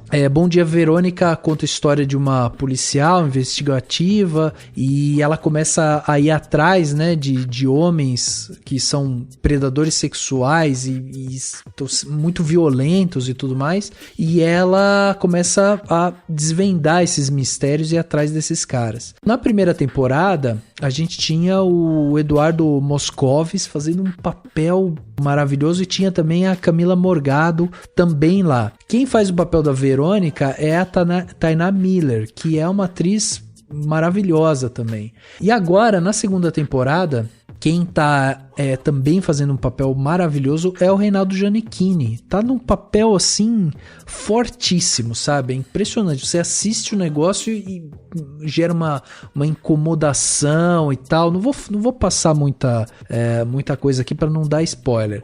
Mas enfim, segunda temporada é uma série que na primeira temporada teve 8 episódios, todos ali na faixa de 40, 50 minutos. Nessa segunda temporada, nós temos 6 episódios e de novo muito bom, assim. Eu gosto muito da maneira que a série é escrita, a trama, né, que é construída. Então eu acho que é uma série brasileira muito boa, com esse teor assim de investigação, policial e tal, que vale muito a pena ser vista. Então vai lá na Netflix, Bom Dia Verônica. Esse é meu plano detalhe de hoje. Mai, você, o que você trouxe de bom pra gente, de plano detalhe pra gente poder consumir, assistir? Ou às vezes, né, mas pode ser só uma dica do tipo, sejam felizes. Meio difícil, né, na situação atual. Tá meio difícil. Eu tenho 2 recomendações. A primeira é vocês irem escutar o meu próprio podcast, Simplificando Cinema, Boa. Que tá no Spotify, ainda vou colocar em outras plataformas. E no dia que a gente tá gravando isso, foi o dia que eu lancei o primeiro episódio de uma série de 3 falando sobre HBO Max. E lá eu discuto um pouco do relacionamento da AT&T com o governo Trump, né? Que tem uma treta bem grande aí na questão de como que essa fusão foi feita e como que ela foi legalizada de fato através de benefícios que a própria Big Tech deu ao governo do Trump, né? Sustentando 90% das operações do orçamento de um canal que é super enfático, que é o One American News, né, que acabou virando aí um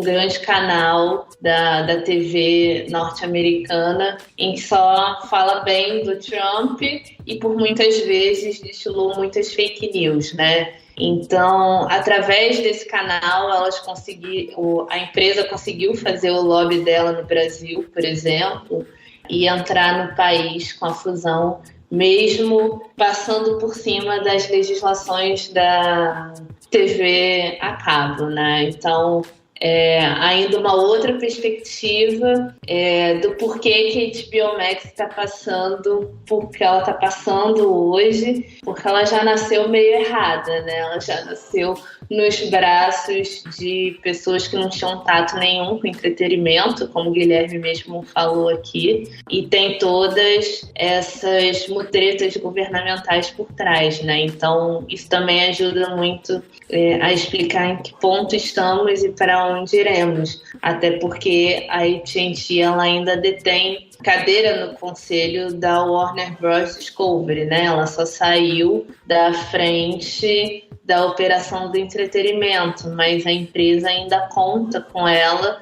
nas questões de tecnologia. Então aí já fica até mais fácil de entender também por que o David agora quer unir tudo num único streaming também, né? Porque ele tem um investimento de uma empresa do know-how de tecnologia muito grande. E a segunda dica, já indiquei isso em outro podcast, mas é porque continua tendo muito a ver, assistam Succession, ironicamente, HBO Max, e que, ironicamente, também fala muito sobre isso, e é engraçado que a própria série aborda, né, que uma das aquisições da empresa, da família, é justamente um canal de televisão, né? Uhum. E aí eles dão um nome lá, America True News, e que é muito nessa perspectiva da própria One American News, né? Você, por vezes, defender os interesses das empresas e de um presidente que mais fala fake news do que a realidade. Então acho que essas duas coisas encaixam bastante com o tema de hoje. Boa, pô, sensacional, tá aí então. Lembrando vocês ouvintes, né, que tudo que a gente está falando vai ter link aqui no post, então se você não pegou alguma coisa, vai lá, vai ter o nome da pessoa com a dica dela do lado, é só você clicar, você vai ser direcionado aí para tudo que a gente está falando. Guilherme, e você? Começou aqui, estreia no Cinemação, então já estamos com um caderninho apostos aqui para suas dicas. Eu tô num exercício de olhar mais para frente agora, né? Para onde as coisas sempre, né? Sempre. Uhum. Há 2 anos eu tô falando de streaming, fazia sentido, e agora eu tenho olhado bastante para essa questão do metaverso, que eu também já escrevo há algum tempo. Acho que o entretenimento vai passar muito por essa integração, né? Por enquanto o metaverso não existe, tá? O pessoal lança NFT, cria um avatar, bota no Instagram e diz que está no metaverso, mas na prática a gente ainda não tem metaverso, a gente está ensaiando para criar metaverso. Mas lançou um livro muito legal de um cara que é muito...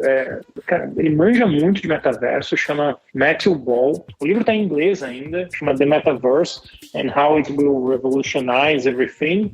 Sobre, basicamente, né, o metaverso, mas também é legal porque dá uma perspectiva da tecnologia, como a tecnologia vem evoluindo e para onde ela está caminhando, e como isso acaba integrando com o entretenimento. O Matthew, ele escreve muito sobre Disney também. Ele trabalhou na Amazon, no estúdio da Amazon, né? Amazon Studios, então é um cara do mercado, tem uma perspectiva bem interessante sobre o metaverso, e aí isso também junta com o exercício que eu estou tentando fazer, que é voltar a ler, né? Eu nunca parei de ler, mas a gente tem essa tendência, né?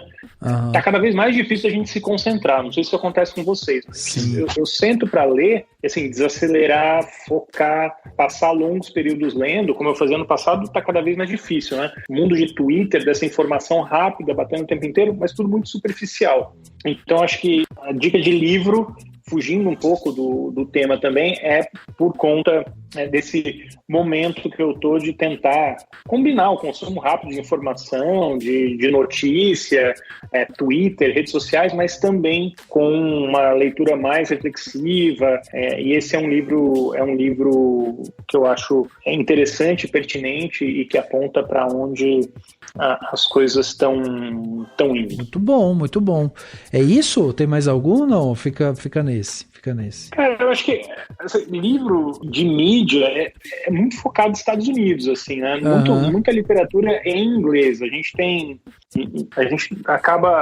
muita coisa produzida no Brasil, mas muito mais acadêmica, assim. Eu acho que focando em mercado, mas tem uma newsletter muito bacana de mídia que eu acho que vale a pena acompanhar, que é a newsletter do Maurício Sticer, do UOL também. Eu acho que dá uma perspectiva bem interessante no mercado de mídia.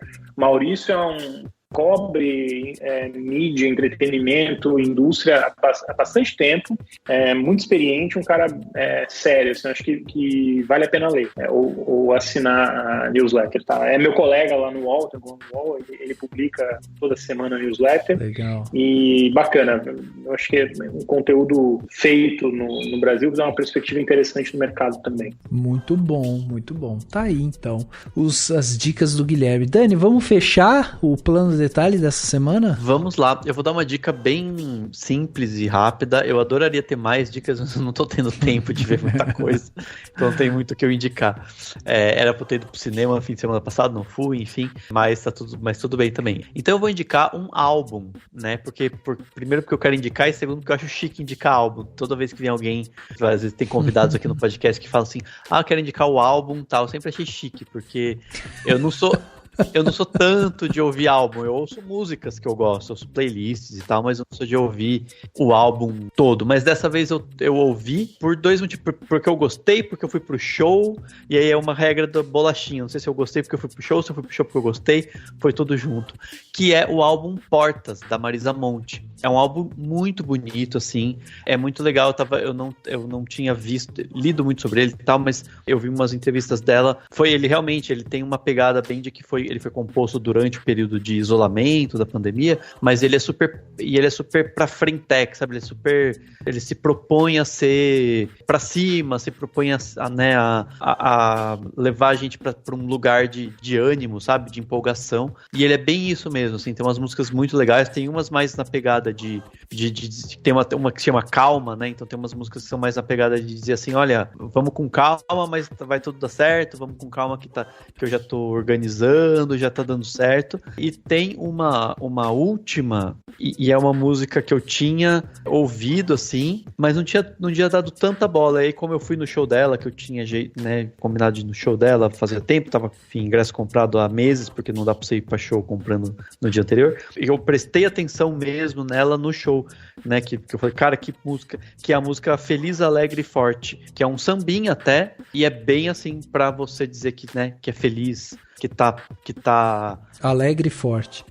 Que é uma pessoa, sabe, assim, animada e tal, e é muito legal, ela é uma música que dá aquele ânimo, sabe, se você tiver um dia precisando daquela música pra dar uma animada, essa é muito boa, assim, e é que fecha o álbum, enfim, o álbum tá lindo e ouçam. E o show é maravilhoso, hein, Dani? Porque o vídeo que você fez lá do palco, aquela cenografia da Marisa Monte, lindo. Não, né? É maravilhoso, só com projeções, e aí você, parece que ela tá com os músicos dentro de uma caixa de sapato. Aí as coisas vão se abrindo e vão surgindo outras coisas, assim. Vários momentos parece uma caixa, parece né, assim. E é só projeção, assim. É só um palco super simples, só com projeção e maravilhosa e super falou de questões políticas no final, assim, foi muito bonito, assim, bem catártico também. Não sei se tem muito show por aí, acho que ela vai agora fazer alguns países vizinhos, né, mas quem puder, se quiser ver o show da Marisa Monte quando puder, dessa turnê vale muito a pena e com certeza das próximas também vai valer, né? Enfim.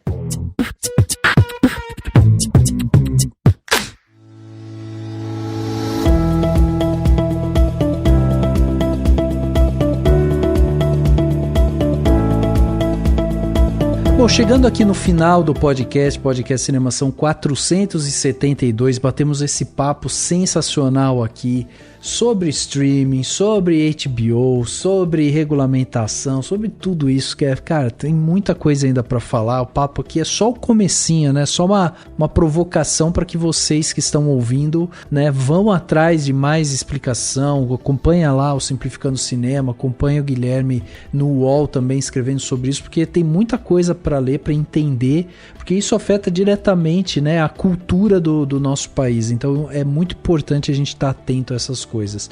Má, queria agradecer sua presença aqui com a gente mais uma vez. É sempre um prazer, uma honra ter você aqui com a gente. E por favor, deixa um convite aí, como que as pessoas fazem para chegar até o Simplificando Cinema, acompanhar você nas redes sociais também, né? Qual que é os seus arrobas? Bom, eu tô todo dia enchendo o saco de todo mundo no Twitter. Quem quiser pode me seguir, é @AninaBerrodri.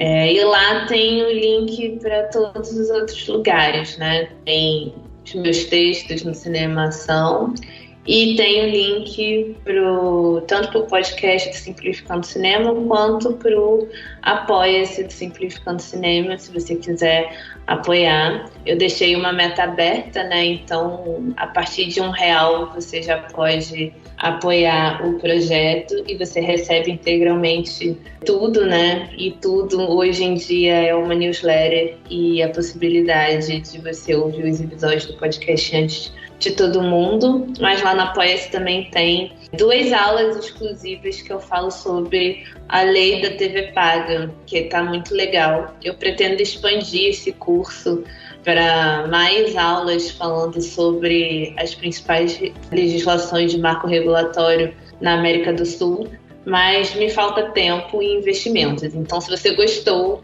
desse podcast e quer me dar uma força lá, vai ser super bem-vindo ou bem-vinda e vai ajudar na formulação de mais informações sobre o mercado do audiovisual. É isso. Muito bom, Má. Muito obrigado mais uma vez.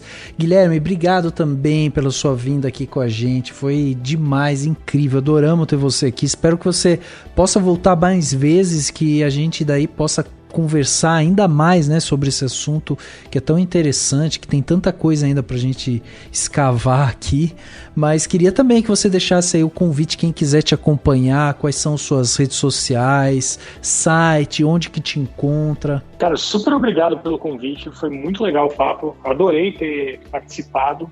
Eu brinco que o jeito mais fácil de me encontrar é dando um Google, né? O meu nome não é muito comum assim, porque é o Ravache, que nem o da Irene Ravache, e aí pra quem ficar na dúvida, sim, é minha parente, eu tenho uma família só Ravache, então se é Ravache é tudo da mesma família. Ela é prima da minha mãe, então tem um grau de parentesco, mas não tão próximo assim. Então, assim, Guilherme Ravache, você vai encontrar lá. Tem o meu Twitter, tem LinkedIn. Todo domingo eu publico no UOL. Durante a semana eu publico no Notícias da TV e tem alguns textos em outros lugares. Eu acho que assim, talvez o lugar mais fácil seja o Twitter mesmo, né? Que eu acabo postando tudo que eu publico lá no Twitter ou repercutindo. Às vezes eu gravo vídeo, ando meio sem tempo de gravar vídeo, para ser franco. Mas nas redes sociais, eu tô Facebook, Twitter, LinkedIn também, Instagram mais. Instagram são as coisas fofinhas, né? Família, passeio que eu faço. Eu moro nos Estados Unidos, né? Então eu passeio aqui nos Estados Unidos, enfim.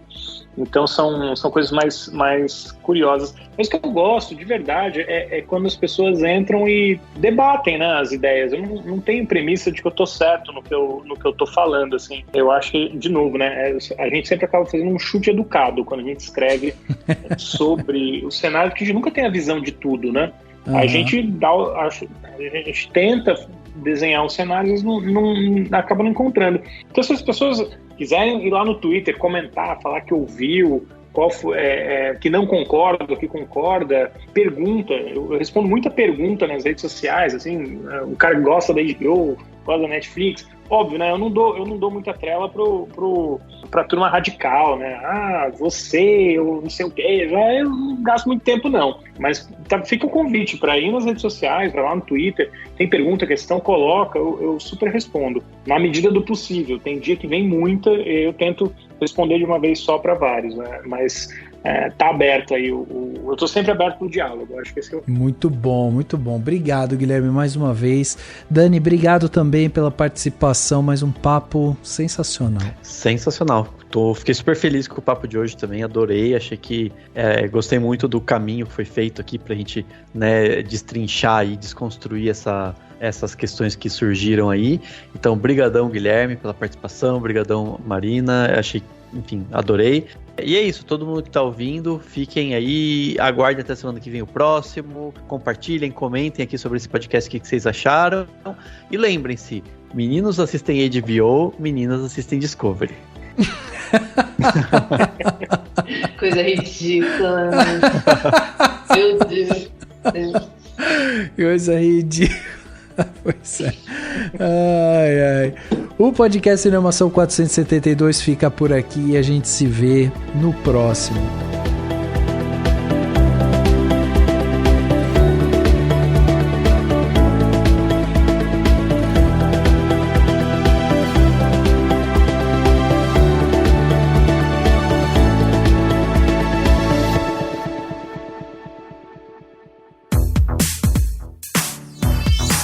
Esse podcast foi editado pela Isso Aí Design. Tudo isso é forma com função. É design estratégico. É isso aí.